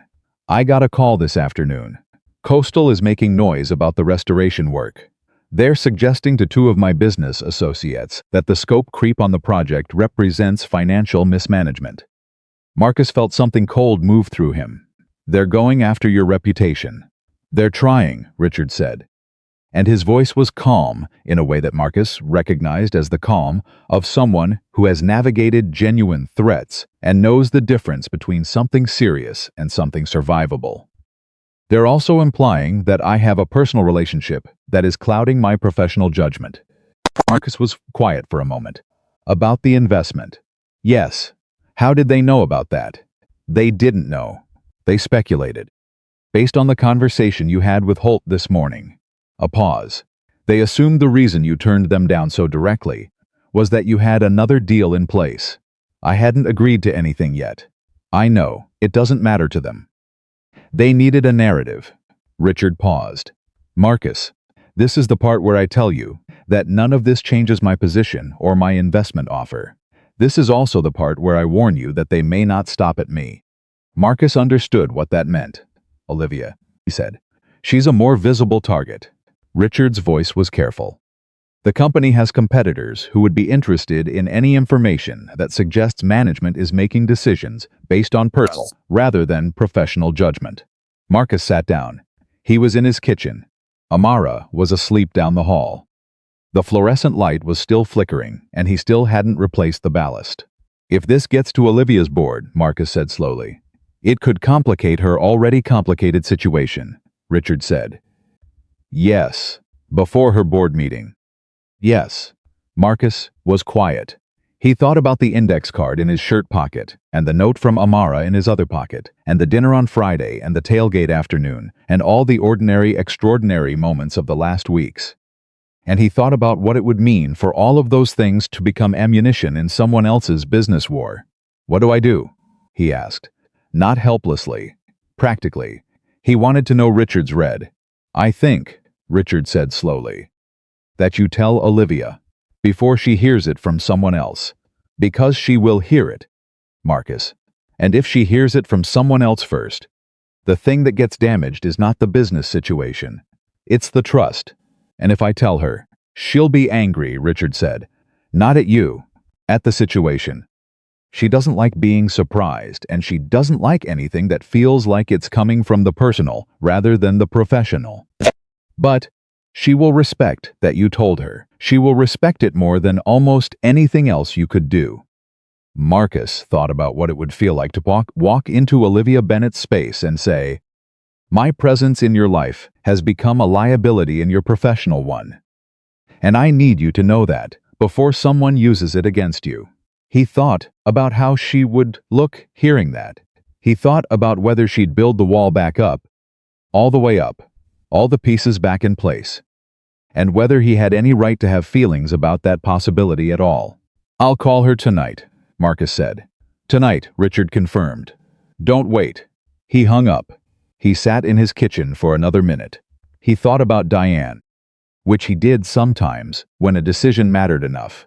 He thought about what she would have said. Diane had been a woman of profound clarity. She always knew the right thing. She just said it. faster than most people had the courage to. She would have looked at him right now and said, "Marcus, stop thinking about it and do the right thing." He called Olivia. It rang 4 times and he thought she wasn't going to answer. And then she picked up, "Marcus." Something in her voice was already slightly off. "Not quite right. I was going to call you." He stopped. "Why?" A pause. "I got a call today. From a colleague. Bridget Halston. She sits on 2 boards in the city. She called it a heads up." A pause. "Someone is circulating a narrative that my father is investing in a contractor he has a personal interest in, and that I am aware of and complicit in this, and that my board should know it represents a conflict." "Olivia, I need to ask you something directly," she said. And her voice was the CEO voice, fully and completely. And it was like a door closing, and he heard it close. And his chest tightened. "Is my father investing in your company?" He offered, Marcus said. "I haven't agreed to anything. I told him I needed a week to review it independently." Silence. "When?" she said. "The offer was this morning." "And you didn't tell me." "I found out tonight that it had become a problem for you. I'm telling you right now. That's why I called." "But you knew this morning." "I knew this morning that your father made me a business offer." "Olivia, I didn't know this morning that someone's going to use it as a weapon against you." He paused. "Those are 2 different things." Another silence, longer. He could hear her working through it. The way she worked through things systematically. Quickly, feeling it, but not letting the feeling run ahead of the thinking. "You're right," she said. And her voice had dropped the CEO precision by about 20%. "Those are 2 different things. Are you all right?" He asked. I'm... She stopped. "I'm managing it." "That's not what I asked." A pause. And in that pause was the whole distance between managing something and being all right, which were not the same country, and both of them knew it. "No," she said quietly. "I'm not entirely all right." "Tell me," he said. Another pause. The kind where someone is deciding how much is safe. And then, "I've worked for 12 years to make sure that nothing in my professional life was ever connected to anything personal. Every decision I've made has been defensible on pure merit. I built that, deliberately. I built it because I knew that people would always look for a reason to say that a woman running a company her father built got there because of the father and not herself." Her voice was very controlled, very steady, and clearly furious. "And now someone is using you. Using a man my father made a legitimate business decision about to suggest exactly that narrative. And I can't..." She stopped. "I can't let that stand." "I know," Marcus said. "Which means I need to distance." "I know," he said again. A silence. "Marcus." Her voice shifted. Something came through it that wasn't the fury and wasn't the CEO. Something much quieter. "I'm not distancing from you personally. I want to be clear about that." "I understand the difference," he said. "Do you?" she said. And the question was real. "Yes," he said. "Professional reality and personal reality are 2 different things. You have to protect what you built. I'm not going to make that harder." He paused. "But Olivia, the thing that person is trying to use against you, the implication that something personal is driving professional decisions, the only way that works as a weapon is if it's something to be ashamed of." A long silence. "I'm not ashamed," she said. Quietly, directly. "I know you're not," he said. "Then why does it feel like I have to act like I am?" Marcus didn't answer immediately. Because it was a real question, and it deserved a real answer. And the real answer was complicated and true. "Because you built something real," he said finally. "Because you can't let someone take it apart. Not now. Not before you've had the chance to defend it properly." A pause. "Do what you need to do for the company." "Olivia, I mean that. And he stopped. "We'll figure out the rest when the board meeting is behind you." Another silence, longer. And in it he could feel her. Somehow, the way you can feel the weight of a person through a phone when the conversation has gotten real enough. "You're remarkably steady," she said. "I have an 8-year-old, he said. "It's a requirement." She made that sound again, close to a laugh. Sad and real. "She left you a note for me." On the kitchen counter, he froze. "You found that? You put it in your pocket and forgot it was there when you came in Wednesday." It fell out in the kitchen. I read it. A pause. I hope that's all right. He closed his eyes for a second. Is it all right with you that she wrote it? She said I was very smart, Olivia said. And her voice was something he had never heard from her before. Genuinely. Simply moved. She said, I need to learn from burning things, she said. A pause. He heard something that might have been her composing herself. She's 8 years old. Marcus. I know. How is she that she stopped?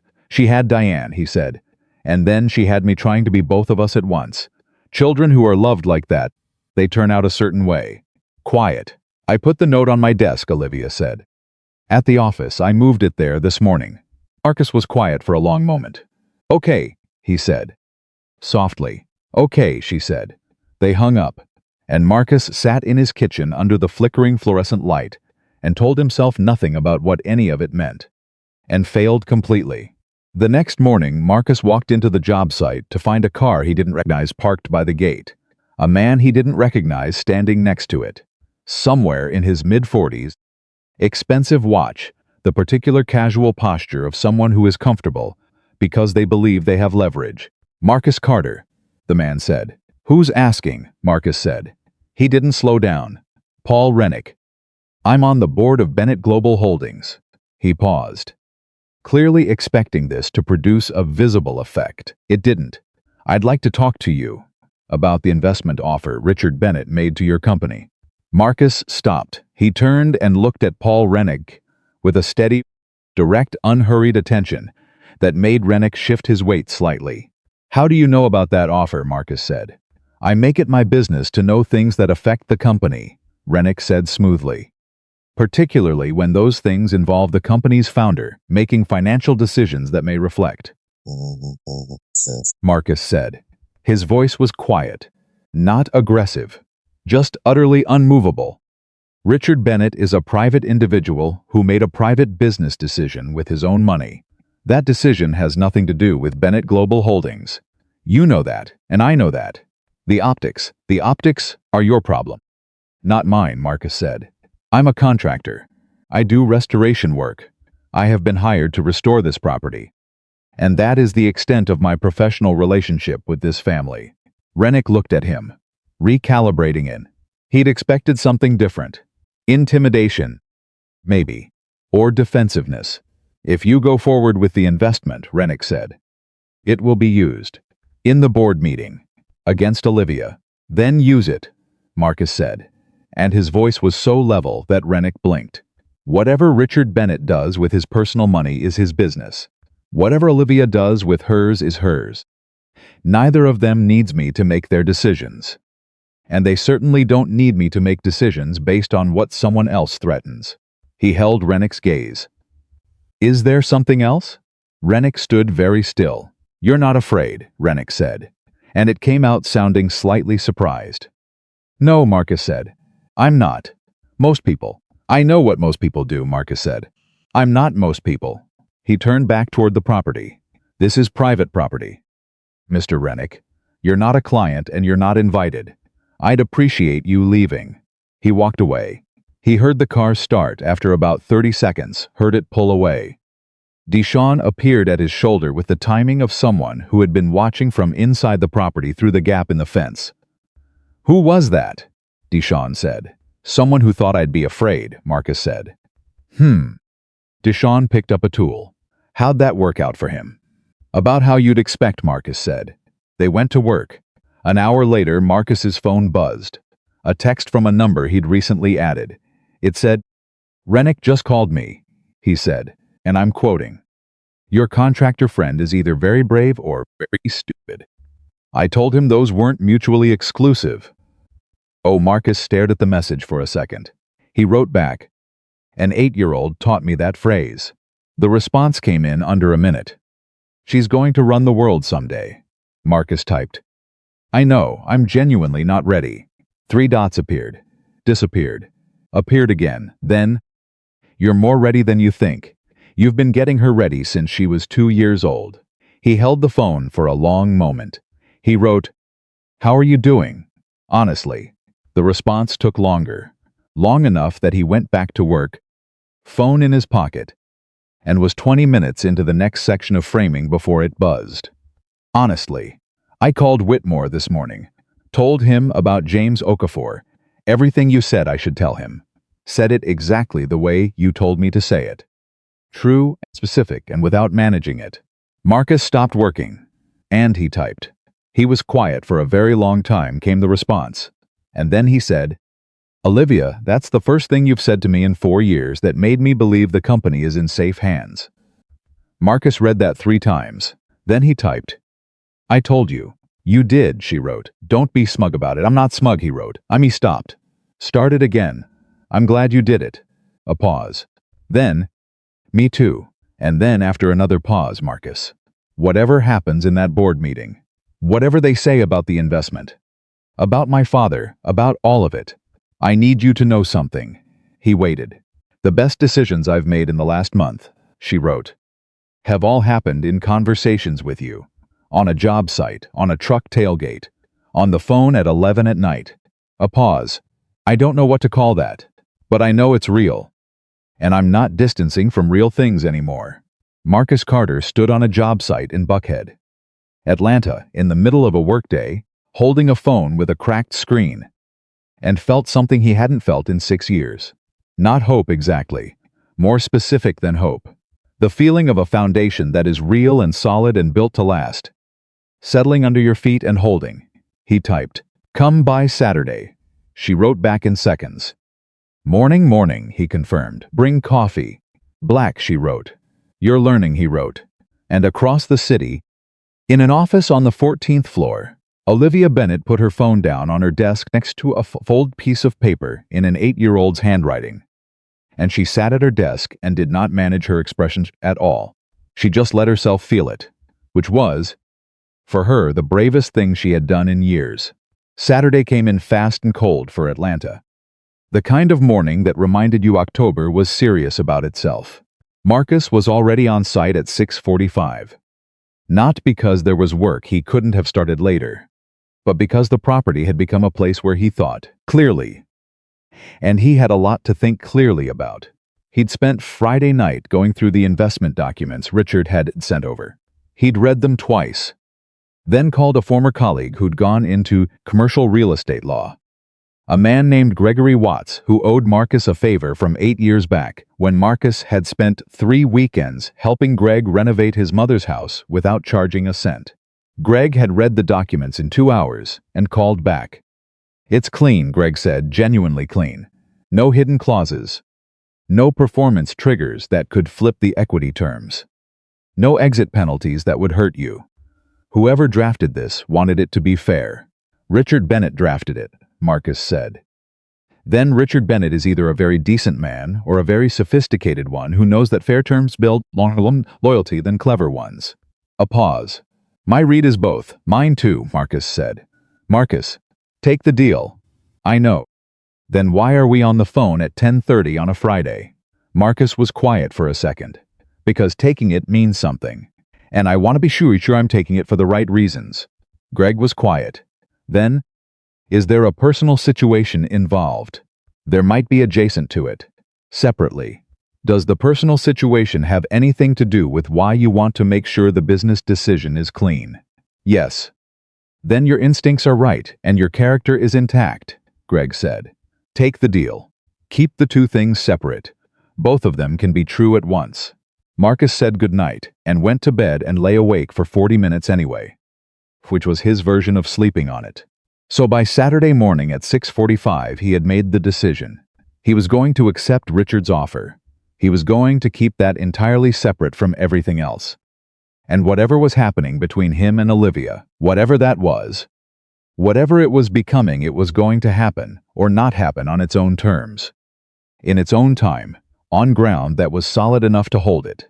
He was thinking about all of this when the dark blue car pulled in at 7:02, and Olivia stepped out with 2 coffees and something that wasn't quite nervousness, but was in the same neighborhood, which he recognized because he had never seen her carry anything close to nervousness before, and recognizing it made something shift quietly in his chest. She handed him the coffee, black. She didn't say anything immediately, which was also new. Usually she arrived with an agenda, visible or not. This morning she arrived with just herself, which was somehow more. You decided, she said. About the investment, he said. Yes. I'm taking it, he said. Terms are fair. Business case is sound. I talked to legal. He looked at her steadily. It's a clean decision. Olivia. Separate from everything else. She nodded. Something in her shoulders released. Just slightly. I know it is. I know my father. She stopped. I wanted to make sure you knew that I know that. I know you know that, he said. She looked at him. How do you do that? Do what? Understand what I actually mean instead of what I said. You're not as hard to read as you think, he said. You're just used to people who aren't paying attention. She was quiet for a moment. Then she said, The board meeting is in 9 days. How are you feeling about it? Better than I was. Worse than I'm showing. She wrapped both hands around her coffee. Whitmore called again yesterday. He's bringing 2 questions to the floor that are going to be hard. Not impossible. Hard. Tell me. She did.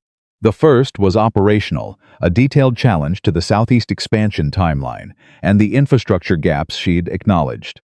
The second was personal, in a professional wrapper, a motion to require that all significant personal relationships of senior leadership be disclosed to the board for conflict of interest review. Marcus heard the second one and went, Very still. That's aimed at you specifically, he said. At me and at my father's investment in your company. She said it flat and clear. Rennick drafted it. Whitmore is uncomfortable with it, but he'll bring it to the floor because he thinks transparency is the right principle, even when the application is wrong. Will it pass? If I don't handle the room right? Yes. A pause.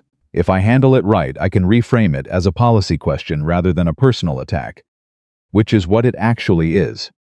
And I can get the policy version passed without the version that's specifically about me. She looked at him. But it requires me to be very good in that room. You'll be very good in that room, Marcus said. You don't know that. I know you, he said. That's the same thing. She looked at him with that expression, the open one, the real one, and for a moment neither of them spoke.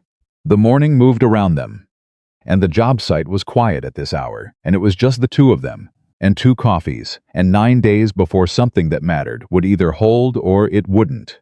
I practiced the Okaforka part, she said. Last night. In my apartment. Alone. I said it out loud, a pause. It was harder than I expected. Which means it's more true than I want it to be. The true parts are always harder, Marcus said. When does it get easier? When you've said it enough times that it stops feeling like exposure and starts feeling like record. He looked at her. It's the difference between a wound and a scar. The scar doesn't hurt anymore. It just tells the story of what healed. Olivia was quiet for a long moment. James Okafor actually called me back, she said, and her voice changed when she said it dropped. Became something more careful. 2 days ago. I had reached out to him. 2 weeks ago. Actually, before all of this. I wanted to reach out. I told him I'd been thinking about what he said when he left. And that he was right, and that I was sorry. Marcus said nothing. Just waited. He worked for us for 11 years, she said. He built our entire Southeast operational framework. He trained 12 people who are still running departments. He is one of the best I have ever worked alongside. A pause. He said he appreciated the call. He said he'd needed to hear it. He said she stopped for a second. He said he'd seen the announcement that we'd promoted Maya Tárez into his old role, and that Maya had reached out to him for advice twice, and that he was glad the culture was changing. Is it? Marcus asked. Changing. I'm trying, she said. And it was not a PR answer. It was just the truth. Clean and plain. I don't know how to do everything differently at once. But I'm trying to do one thing differently every day. That's how it works, Marcus said. Is that how you did it? After Diane? He thought about it. After Diane, I didn't do it one thing at a time. I just survived. And then one morning I was surviving better. And then one morning I realized I wasn't surviving anymore. I was just living. And I couldn't tell you exactly when that happened. He paused. But I can tell you the moments that moved the line. They were all small ones, making the eggs. walking her to the door, saying good day instead of goodbye. He looked at her. It's the small, consistent things. They compound. Like interest, she said. Like interest, he agreed. She nodded slowly, and then, very carefully, what are your small, consistent things now? Now, I mean. Not then. He looked at her. He knew what she was actually asking. She was asking whether any of them involved her. She was asking it sideways, in the careful language of someone who has not yet fully given themselves permission to ask it directly. He could have answered sideways, too. He chose not to. Saturday mornings, he said, with coffee. That's new. She held his gaze for a long moment. For me too, she said quietly. That's new for me too. And then Marcus's phone rang, and he looked at it, and the name on the screen was Tommy, and he answered it because Tommy never called on Saturday morning unless something was wrong. And something was wrong, Marcus. Tommy's voice was too fast. The words pressed up against each other. I need to tell you something, and I need you to not get angry until I finish. Talk, Marcus said. I got a call yesterday from someone at Coastal. They offered me a job. Contract lead on a new Atlanta project. 20% more than I'm making now. Full benefits. Company truck. A breath. I said no. I want you to know I said no. But Marcus, they knew things about the company, about our bids, about the contract timeline on the Bennett property. Specific things that you'd only know from inside. Marcus was very still. They knew about the investment offer, Tommy said, from Mr. Bennett. They knew about it before it was public. They knew the approximate number. Silence. Tommy, Marcus said carefully. Did you tell anyone about that offer? Anyone at all? No, I swear, Marcus. I swear on everything. I believe you. And he did. Do you know who they got the information from? A pause. Long enough that Marcus understood the pause. Tommy, he said. Say it. I don't know for certain, Tommy said. But the person who called me the way they talked about the company. The things they knew. The casual way they knew them, Marcus. It sounded like someone who had access to your books. Not from the outside. From inside. Marcus looked at Deshawn's truck, parked at the edge of the property. Deshawn, who had been with him for 4 years. Deshawn, who knew everything. Deshawn, whose face he could read in almost every situation. Who had stood at his side through the worst months. Who had a family of his own to worry about. Thank you for telling me, Marcus said to Tommy. Come in Monday. We'll talk. He hung up.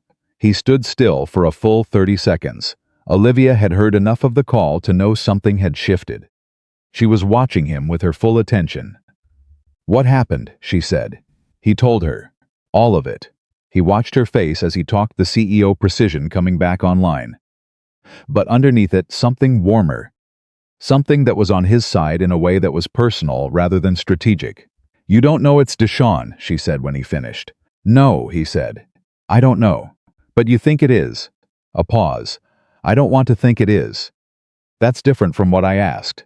He looked at her. Yeah, he said quietly. I think it might be. She was quiet for a moment. What do you do? I talked to him, Marcus said. Directly. Today. He set his coffee down. I don't accuse. I tell him what I know. And I ask him what's true, and I listen. And whatever he tells me, I deal with it from there. And if he did it?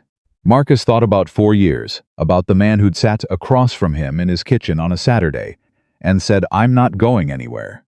About the man who had been the steadiest presence in the worst period of Carter Restoration's history. Then I have to know why, Marcus said. Before I decide anything, the why matters. Olivia looked at him with an expression he couldn't entirely name. It was something like admiration and something like grief and something like the recognition of a quality in another person that you haven't been sure existed until you see it in action. Most people would just fire him, she said. Most people don't ask why, Marcus said. And most people miss the answer that would have changed everything. He walked toward the property. He found Deshawn in the back section. Already working. Deshawn, who was always already working. And he said, walk with me a minute, in the voice he used when something was real. Deshawn put his tools down. He turned.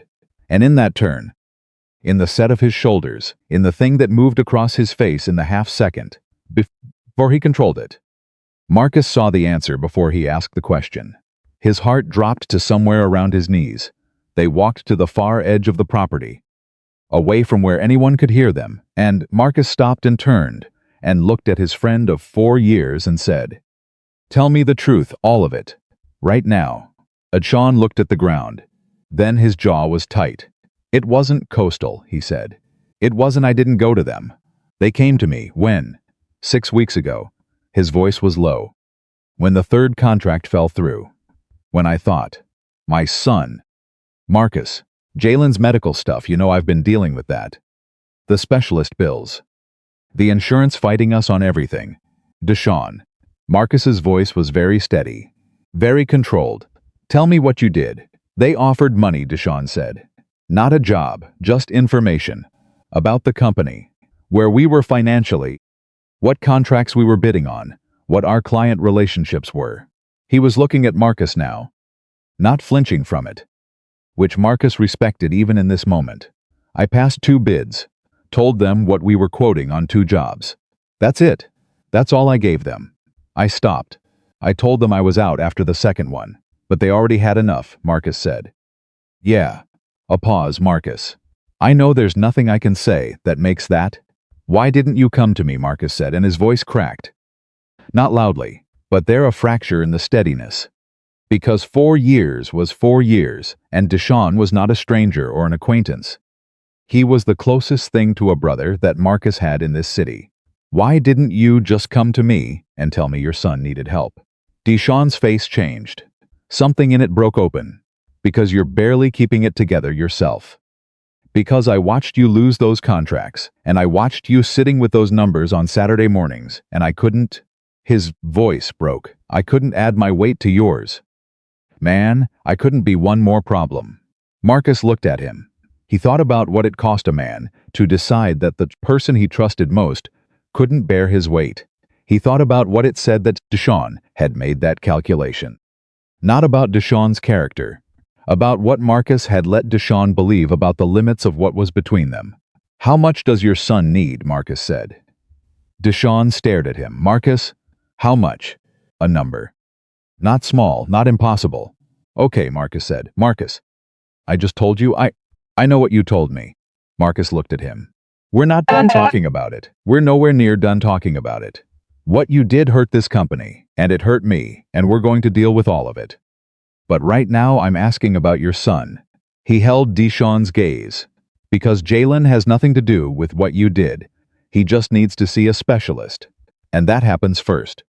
Deshaun's face did something that Marcus had never seen it do in 4 years. His eyes filled. He turned away. Hands pressed to his face, and Marcus stood there and let him have 30 seconds without looking. Then Marcus said, "We'll deal with the rest Monday. Come in when you're ready." He walked back to the main section of the property. Olivia was where he'd left her, and she looked at his face as he came back, and she said nothing, just handed him his coffee, which she'd held for him, kept warm, and stood beside him for a moment. "Okay?" she said. "No," he said honestly, "but it will be." She stood there with him, not trying to fix it, not strategizing, just present, which was what he needed. After a minute, he said, "He has a sick kid." "I know," she said softly. "Not the details, but I could see. He should have come to me. He loves you," she said simply. "That's why he didn't. The people who love you are always the ones most afraid to need too much from you." Marcus looked at her. That landed somewhere deep and true. "Are you talking about him?" he said. A pause. "Yes," she said. And then, partially. The moment held between them like something being carefully transferred from one hand to another. Then her phone rang. She looked at it, and something crossed her face quick. "Dark. It's Rennick," she said. "Don't," Marcus said. She looked at him. "Not right now," he said. "Let him wait." Something in her face shifted, not defiance. Something quieter and more personal. She put the phone in her pocket without answering.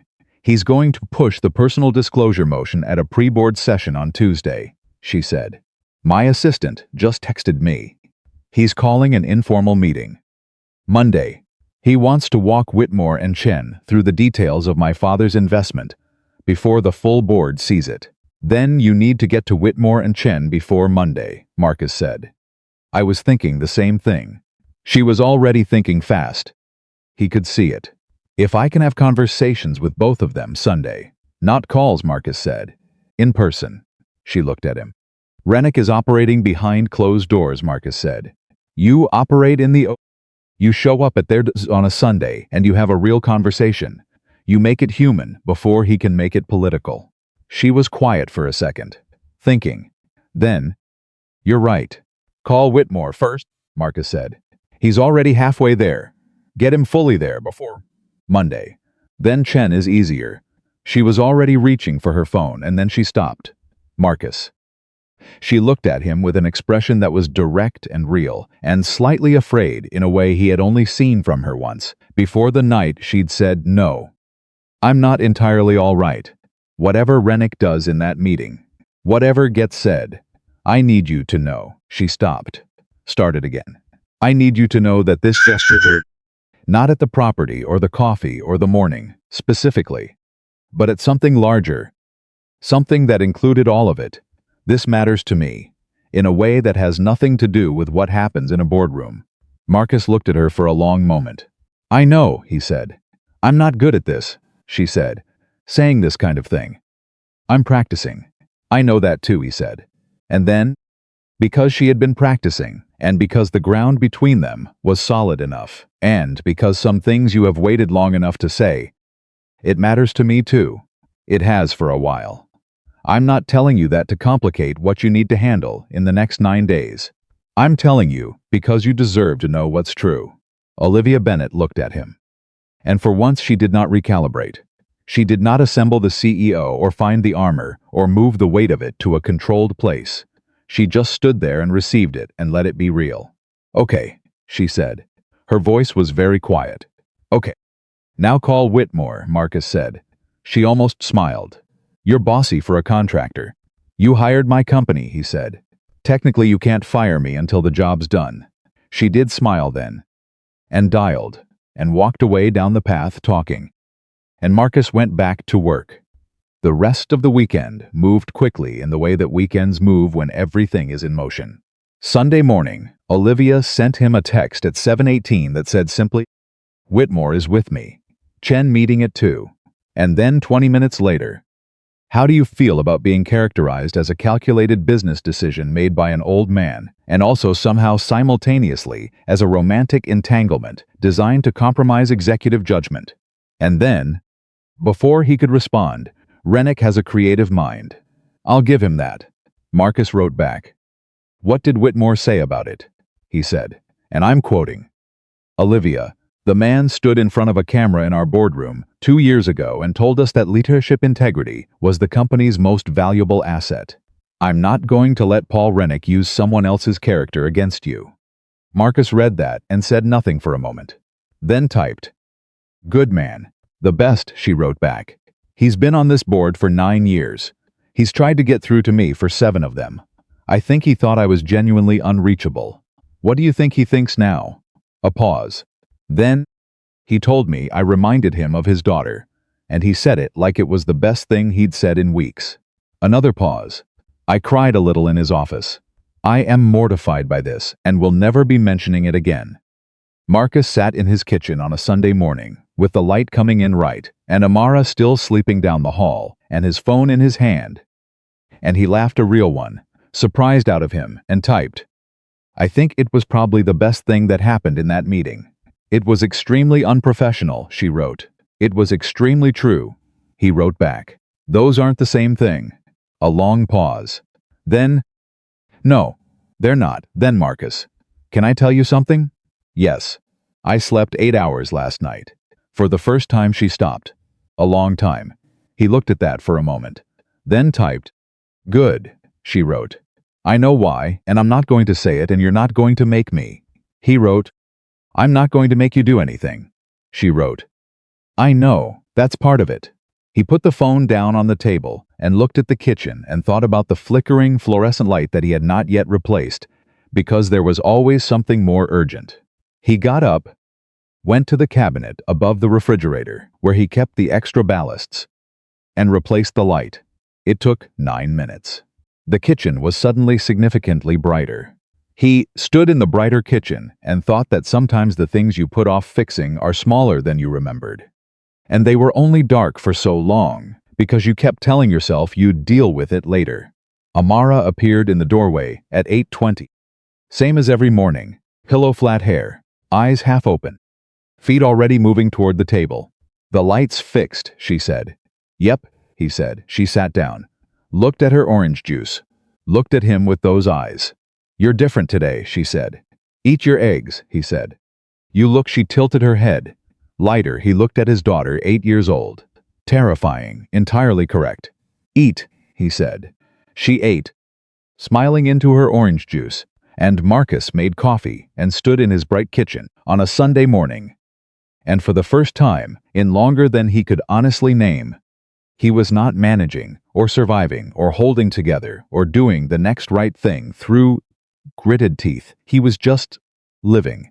And it was enough, and it was real. Monday morning arrived with the weight of everything that still had to be handled.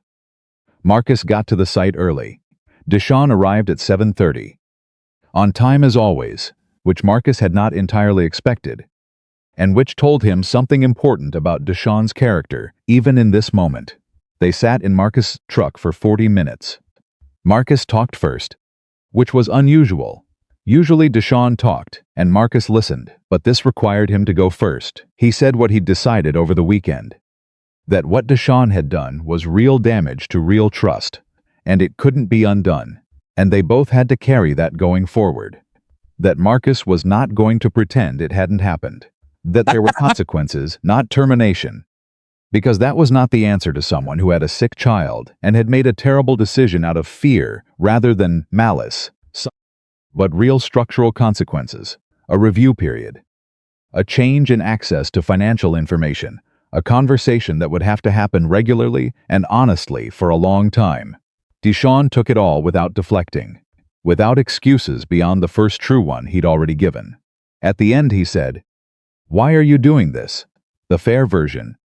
I mean, why not just, "Because you've been in this with me for 4 years, Marx said. And because Jalen needs his father working. And because I believe people are more than the worst thing they've done when they're scared." He looked at him steadily. "Don't make me wrong about you." "I won't," Deshawn said, and his voice was the steadiest it had been in the whole conversation. "Good," Marcus said. "Now let's go to work." They got out of the truck. Tommy was already on site.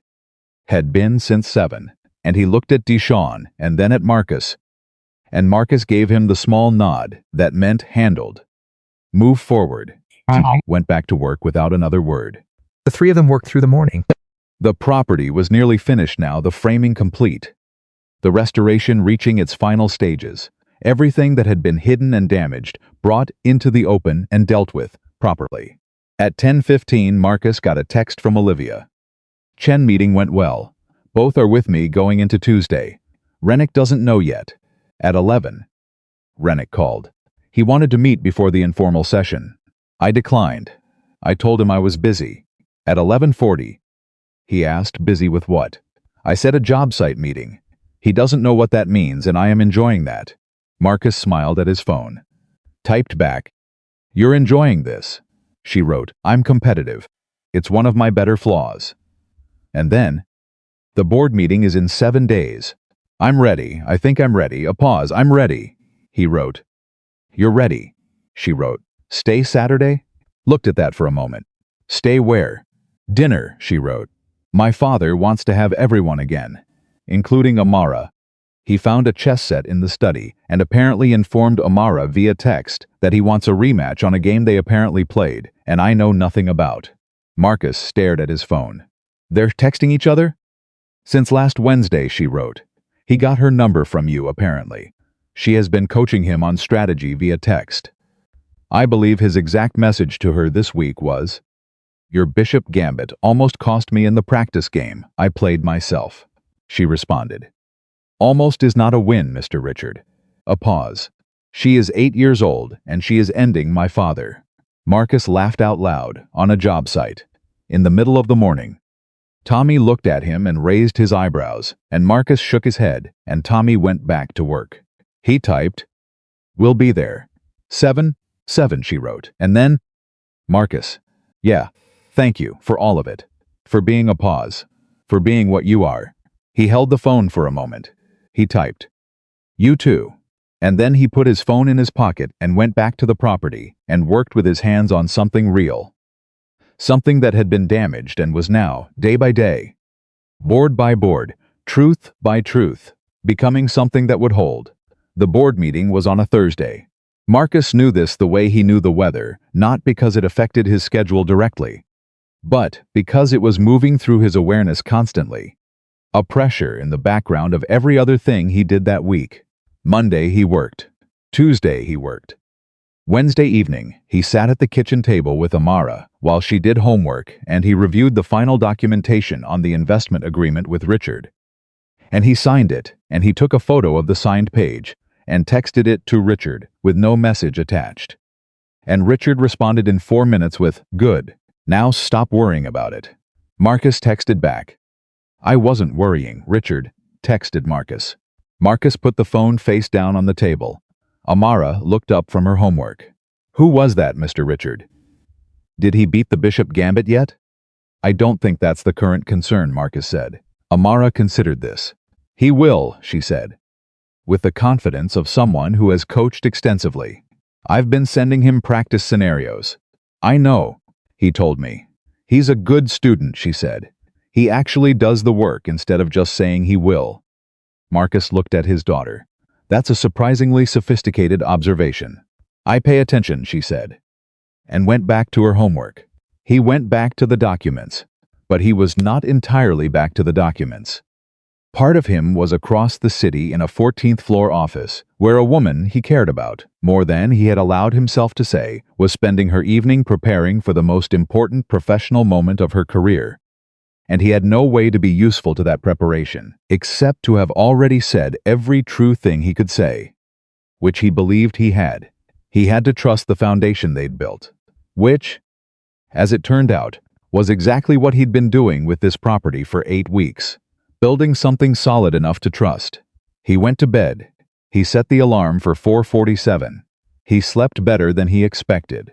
Thursday morning arrived, and Marcus was on site by 7, and the work was near enough to completion that the day had a different texture, the particular feeling of something being finished that has taken long enough that finishing it means something. He and Tommy worked through the morning. Sean came in at 8. Steady and present, and they moved through the final sections with the rhythm of people who know what they're doing and trust each other to do it, which was still true even with everything that had happened and everything that still needed to settle between them. At 10:43, Marcus's phone buzzed. A text from Olivia. 2 words. "It's starting." He typed back, "You're ready." No response for a while, which meant she was in it, which was right. He worked. He kept his phone in his pocket. He did not check it every 5 minutes, which required a specific and sustained act of will that he declined to think too hard about. At 12:09 it buzzed again. Rennick went first. Personal disclosure motion. He had documentation. My father's investment. Dates, meeting records from the property. Someone gave him access to calendar information. Marcus read that, and his stomach tightened. He wrote, "Whitmore. Whitmore shut it down before I could," he said in Marcus. He actually said this, in the full boardroom, he said. "Paul, we are not in the business of regulating who our CEO's father in with his private funds. If you want to table a conflict of interest policy for future consideration, I'll second it. But this motion as written is a personal attack dressed in policy language, and I won't have it in my boardroom." Marcus stood very still in the middle of a job site. He read that 3 more times. Then typed, "What did Rennick do?" He tried to argue. Chen backed Whitmore.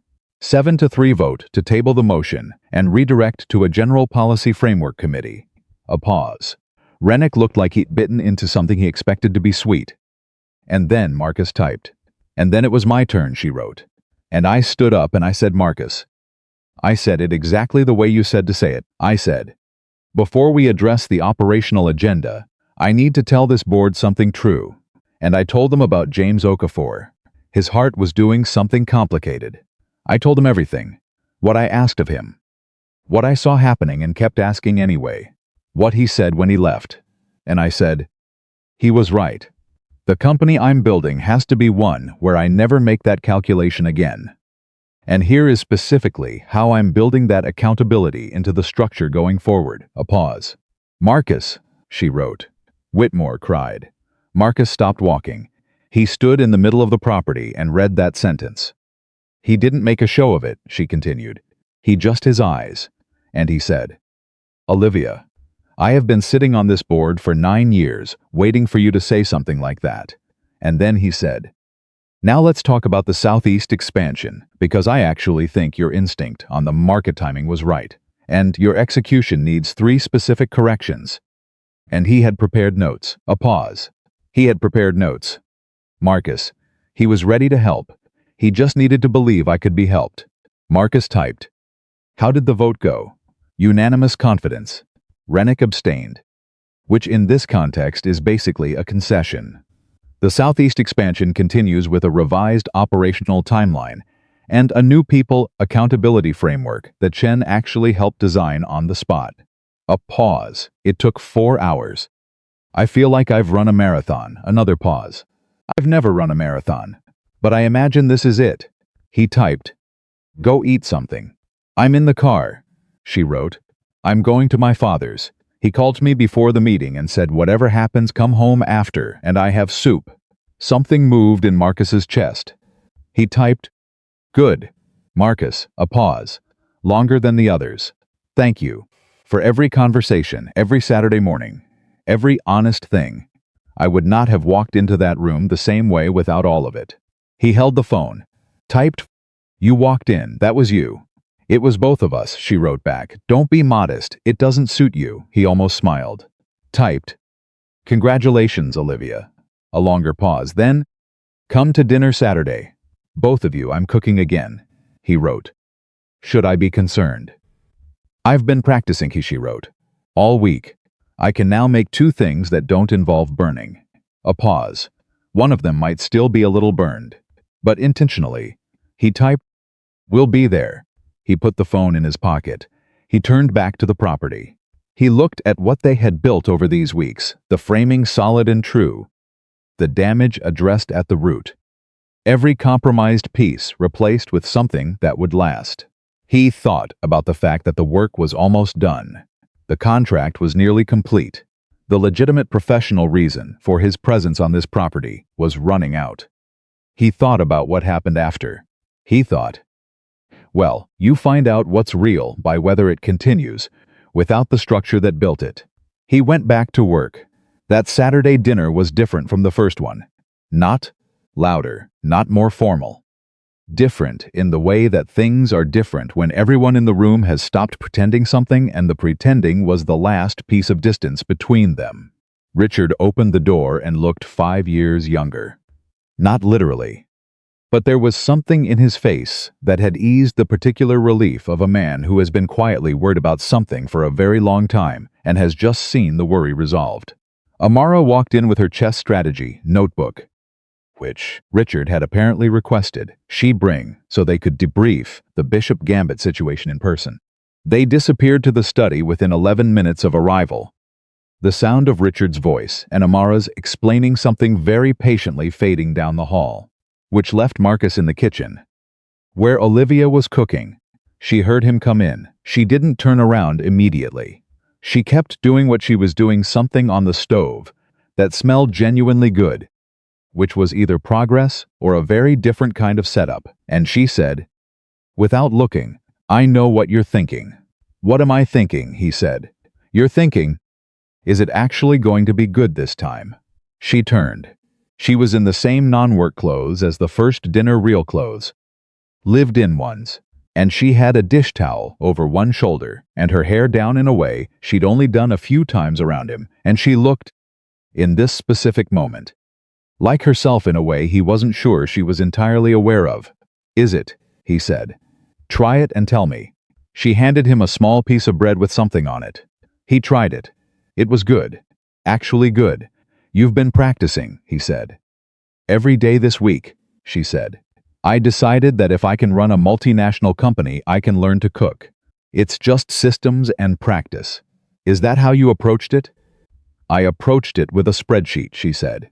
He stared at her. I'm not going to apologize for the spreadsheet, she said. I'm not asking you to. It worked, she said firmly. It did, he agreed. She turned back to the stove, and he leaned against the counter. And the kitchen was warm and quiet except for the sound of the cooking and the distant drift of Amara explaining something about chess to Richard in language that was probably not entirely necessary to specify. How are you, actually? Marcus asked. She considered it. Genuine consideration. I'm the most tired I've been in a long time and also the most clear. She paused. Like after a fever breaks, the fever is exhausting and then it's gone and you feel hollow, but the hollowness is clean. She stirred something. Does that make sense? Perfect sense, he said. James Okafor called me Friday, she said. After word got out about the board meeting. He said he heard I'd addressed it publicly. He said he was glad. She was quiet for a moment. He's consulting now. His own thing. He seems happy. Actually happy. Another pause. I asked if he'd ever consider an advisory role with us. Part-time. His terms completely. She looked at Marcus over her shoulder. He said he'd think about it. That's good, Marcus said. It's the beginning of something, she said. Which is better than good. Good is static. Beginning is movement. He looked at her. When did you get philosophical? I learned it from a contractor, she said. The moment sat between them. Easy and real. And Marcus felt the thing he'd been feeling for weeks settle into something more specific and more honest. Not comfortable, exactly. Something better than comfortable. True. The property's done next week, he said. She turned fully this time. I know. End of the professional contract. I know that too. She looked at him steadily. Is that what you're worried about? I'm not worried, he said. He paused. I wanted to name it out loud. That the reason I'm in this kitchen is about to change. The reason you're in this kitchen right now, she said carefully, is that I invited you. Because I wanted you here. She held his gaze. The reason has already changed.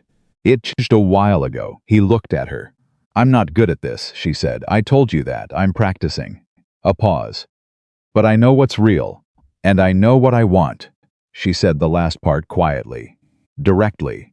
Without managing it. Marcus pushed off the counter. He walked the 3 steps across the kitchen until he was close, not touching. Not yet, but close enough that the kitchen stopped being a kitchen and became the only place either of them existed in that moment. Olivia, he said. Don't overthink it, she said. Her voice was very quiet. I'm not, he said. And he was not. He reached up and tucked a strand of her hair back. Very carefully, the way you touch something you've wanted to touch for long enough. That, doing it finally feels both more and less dramatic than you expected. She didn't move away. She looked at him with her eyes entirely open. No armor, no calibration. Just her. My father is going to be insufferable about this, she said. I know, Marcus said. He's going to say he knew from the beginning. He did know from the beginning. He's still going to be insufferable. Yes, Marcus agreed. And then he smiled. And she smiled back. And for a moment, they just stood there in the kitchen, with the food on the stove, and Richard Bennett's chess lesson murmuring down the hall, and the truth of it all very simple and very clear. Then from somewhere in the house came Amara's voice, carrying the specific authority of an 8-year-old who has won a point. See? I told you the night was the right move. Richard's response. I see it now. I didn't see it when you said it. That's why you practice, Amara said. So you can see it before you need to. Marcus looked at Olivia. She's coaching your father, he said. She's coaching everyone, Olivia said. I got 3 text messages from her this week with unsolicited advice about the board meeting. Marcus went very still. She did what? She said. And I wrote it down because I was so surprised, she said. My daddy says the true part costs more to say but pays more back. I think that applies to your board. Olivia looked at him. She's 8 years old, and she is running strategy sessions via text. Marcus stood in the middle of Richard Bennett's kitchen and put his face in his hands for exactly 5 seconds. Then he dropped his hands and looked at the ceiling and said to no one in particular, "Diane, you see this? You see what your daughter is doing?" And somehow, in the warm, bright kitchen, in the way the evening had settled around all of them, it felt like yes, she sees, and she's glad about it. Olivia touched his arm, just lightly, just the way you touch someone when you want them to know you're there. He looked at her. "Come on," she said. "Help me finish the food before it actually burns." Finally, he said, "Something I can help with." She handed him a wooden spoon. He took it, and they stood side by side in the kitchen. And the food did not burn. And down the hall his daughter continued to dismantle a 70-year-old businessman's chess game with the serene confidence of someone who has been paying very close attention her whole life. The dinner was real. The conversation was real. Richard sat at the head of the table and watched the four of them with the contained satisfaction of a man who has orchestrated something and has the wisdom to pretend he did no such thing. Amara held court on Georgia history, chess theory, and her current thoughts on what made a good breakfast. And Richard listened to all of it with the focused attention of someone who genuinely wanted to know. Olivia sat across from Marcus, and every time their eyes met there was something in hers that was different from any expression he had catalogued from her before. Not the CEO, not the managed version, not even the unguarded version he'd seen growing through the weeks. Something more settled than any of those. Something that had found its ground. After dinner, after Amara and Richard had gone back to the study for what Amara described as a critical post-game debrief, Marcus and Olivia sat at the table with the remains of the meal between them, unhurried. Neither of them moving to clean up yet because neither of them wanted the evening to be at the cleaning up stage. "Can I ask you something?" Olivia said. "Yes, the morning you met Rennick at the gate, when he threatened you." She looked at him. "You weren't afraid?" "No," he said. "Why not?" She genuinely wanted to know. He had leverage, or he thought he did. Marcus thought about it. "Because what he was threatening, to take my reputation, the perception of my business, whatever people would say, none of that was the actual thing." He looked at her. "The actual thing was the work, and the crew, and my daughter, and the decision I'd made about who I was going to be." He paused. "You can't threaten someone's integrity. You can only reveal whether it's there or not. Rennick standing at my gate didn't have anything to do with my integrity. It only had something to do with his." Olivia was quiet. "I've been afraid my whole career," she said. "Not of failure. I told you that before. I've been afraid that if I stopped being indispensable, people would leave." She looked at her hands. "My whole professional life has been one long answer to a question. Nobody else knew I was asking." "What was the question?" Marcus said. "Am I enough if the title goes away?" He let that sit. Then, "And now?" She looked up at him. "I had a board meeting this week," she said slowly. "And the thing that got me through it wasn't my track record, or my financial projections, or my 300-slide presentation that I stayed up until 1 a.m. preparing." She paused. "It was telling the truth about James Okafor. The thing I'd been most afraid to say. The thing that had no defense and no spin, and no strategy." She held his gaze. "And the room, Marcus. The room came toward me. When I stopped protecting myself, the room came toward me." She paused. "I've been solving the wrong equation for 12 years. "What's the right equation?" he said. "People don't need you to be perfect," she said. "They need you to be real." She said it like someone saying something they've known for a moment and are going to carry for a lifetime. "That's it. That's the whole thing." Marcus looked at her. "Diane used to say something," he said. She'd say, "Marcus, the most powerful thing you can do in any room is want nothing from it except to tell the truth." He paused. "I didn't fully understand it until a few years after she was gone. And then I understood it every day." Olivia looked at him for a long moment. Then, "She sounds like someone I would have been afraid of." "Why?" "Because she was clearly right about everything, and I would have had to admit it immediately." A pause, which would have been very uncomfortable. Marcus smiled. "She would have liked you," he said. "She had no patience for pretense. But she loved. She loved people who were trying to get honest." She said, "Watching someone get honest was the most beautiful thing she knew." Olivia's face did something that was very close to the thing that had happened in Whitmore's office. Something genuine and slightly undone and not entirely managed. "I'm trying," she said. "I know," he said. "That's exactly why." The evening wound down the way good evenings do, slowly, without anyone pushing it, each moment settling naturally into the next. Richard walked Amara through one final chess position, and she corrected his notation, and he accepted the correction with the good humor of a man who likes being in the presence of someone more certain than he is. At the door, leaving coats on, Amara reached up and hugged Richard with the sudden decisive affection of a child who has decided someone belongs in her life. And Richard held on for a moment with the careful tenderness of a man who knows exactly what he's holding. Olivia crouched down to Amara's level. "Thank you for the text messages," she said. "About the board meeting." Amara looked at her very seriously. "Did it help?" "Very much," Olivia said. "My daddy's advice is usually better," Amara said. "But he gets quiet about the important stuff, so sometimes you have to say it for him." Marcus closed his eyes briefly. Olivia looked up at him over Amara's head with an expression he would remember for a very long time. "I know exactly what you mean," she told Amara. Amara nodded, satisfied, and took Marcus's hand to walk to the truck. At the truck, "Buckling in, Amara," said Daddy. Are we going to keep coming here?" "Yes," he said. He said it without hesitation, which surprised him slightly with its own certainty. Amara processed this. "Good," she said. "Mr. Richard is getting better at chess. He needs more sessions." "That's very charitable of you," Marcus said. "And Olivia needs someone to eat with on Sundays," she said. "She told me she eats at her desk."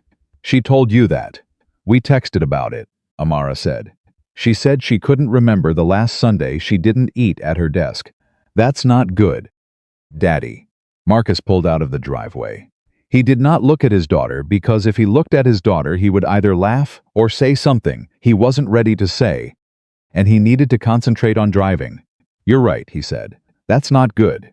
So we should fix it," Amara said, with the simplicity of someone for whom fixing things is an obvious next step when something is wrong. "We should," Marcus agreed. "Okay," she said, and went back to looking out the window. "Done. Decided. Moving on." Marcus drove home through the Atlanta night and thought about 8 years of good days, and real butter, and walking to the door. He thought about the work almost done on a property that had spent 15 years hiding damage, and was now, finally, honest all the way through. He thought about what Richard had said in the very early days. A man who takes care of a family understands more about leadership than most CEOs.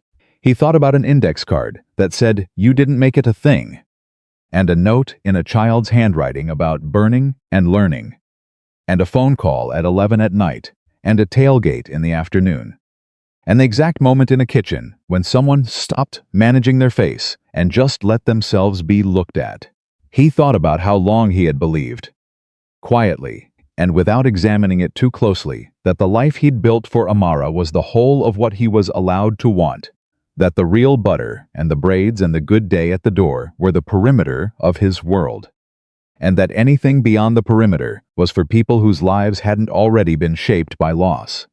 He thought about how wrong that was, not in a painful way, in the way of someone who has carried a wrong belief for so long it had become invisible. And then, one day, in the particular light of a specific morning, it became visible. And once you could see it, you couldn't unsee it, and the seeing was relief. 2 weeks later, on a Saturday morning, Marcus sat at Richard Bennett's kitchen table with coffee, and Amara sat across from Richard going over a new opening variation she'd prepared. And Olivia stood at the stove cooking something that was not burned because she had practiced every day and the spreadsheet had worked. And the light came through the kitchen the way good light does. And nobody in the room was performing anything, or managing anything, or protecting anything. They were just there. All of them, in a kitchen that held them all without asking anyone to be less than they were. Olivia set a plate in front of Marcus and sat down beside him and picked up her coffee and looked at the table at her father, deep in chess notation, with a child who corrected him without apology. At the Saturday morning, they'd built together without planning it. At the particular texture of a life that had space in it now. Real space, the kind you can only make by stopping to want things honestly. She looked at Marcus. My father said something to me this week, she said. What did he say? He said. The best investments I ever made were the ones where I stopped trying to calculate the return and just committed to what was real. She paused. He said it like he was talking about business, was he? Marcus said. She looked at him. No, she said. Marcus picked up his coffee. He looked at his daughter explaining the Sicilian defense to a 70-year-old man who was writing it down. He looked at the kitchen that had been cold and formal when he first walked into it 8 weeks and was neither of those things anymore. He looked at the woman beside him who had spent 12 years building walls against exactly this kind of morning and had, over 8 weeks on a job site and a tailgate and a phone at 11 at night, chosen to take them down.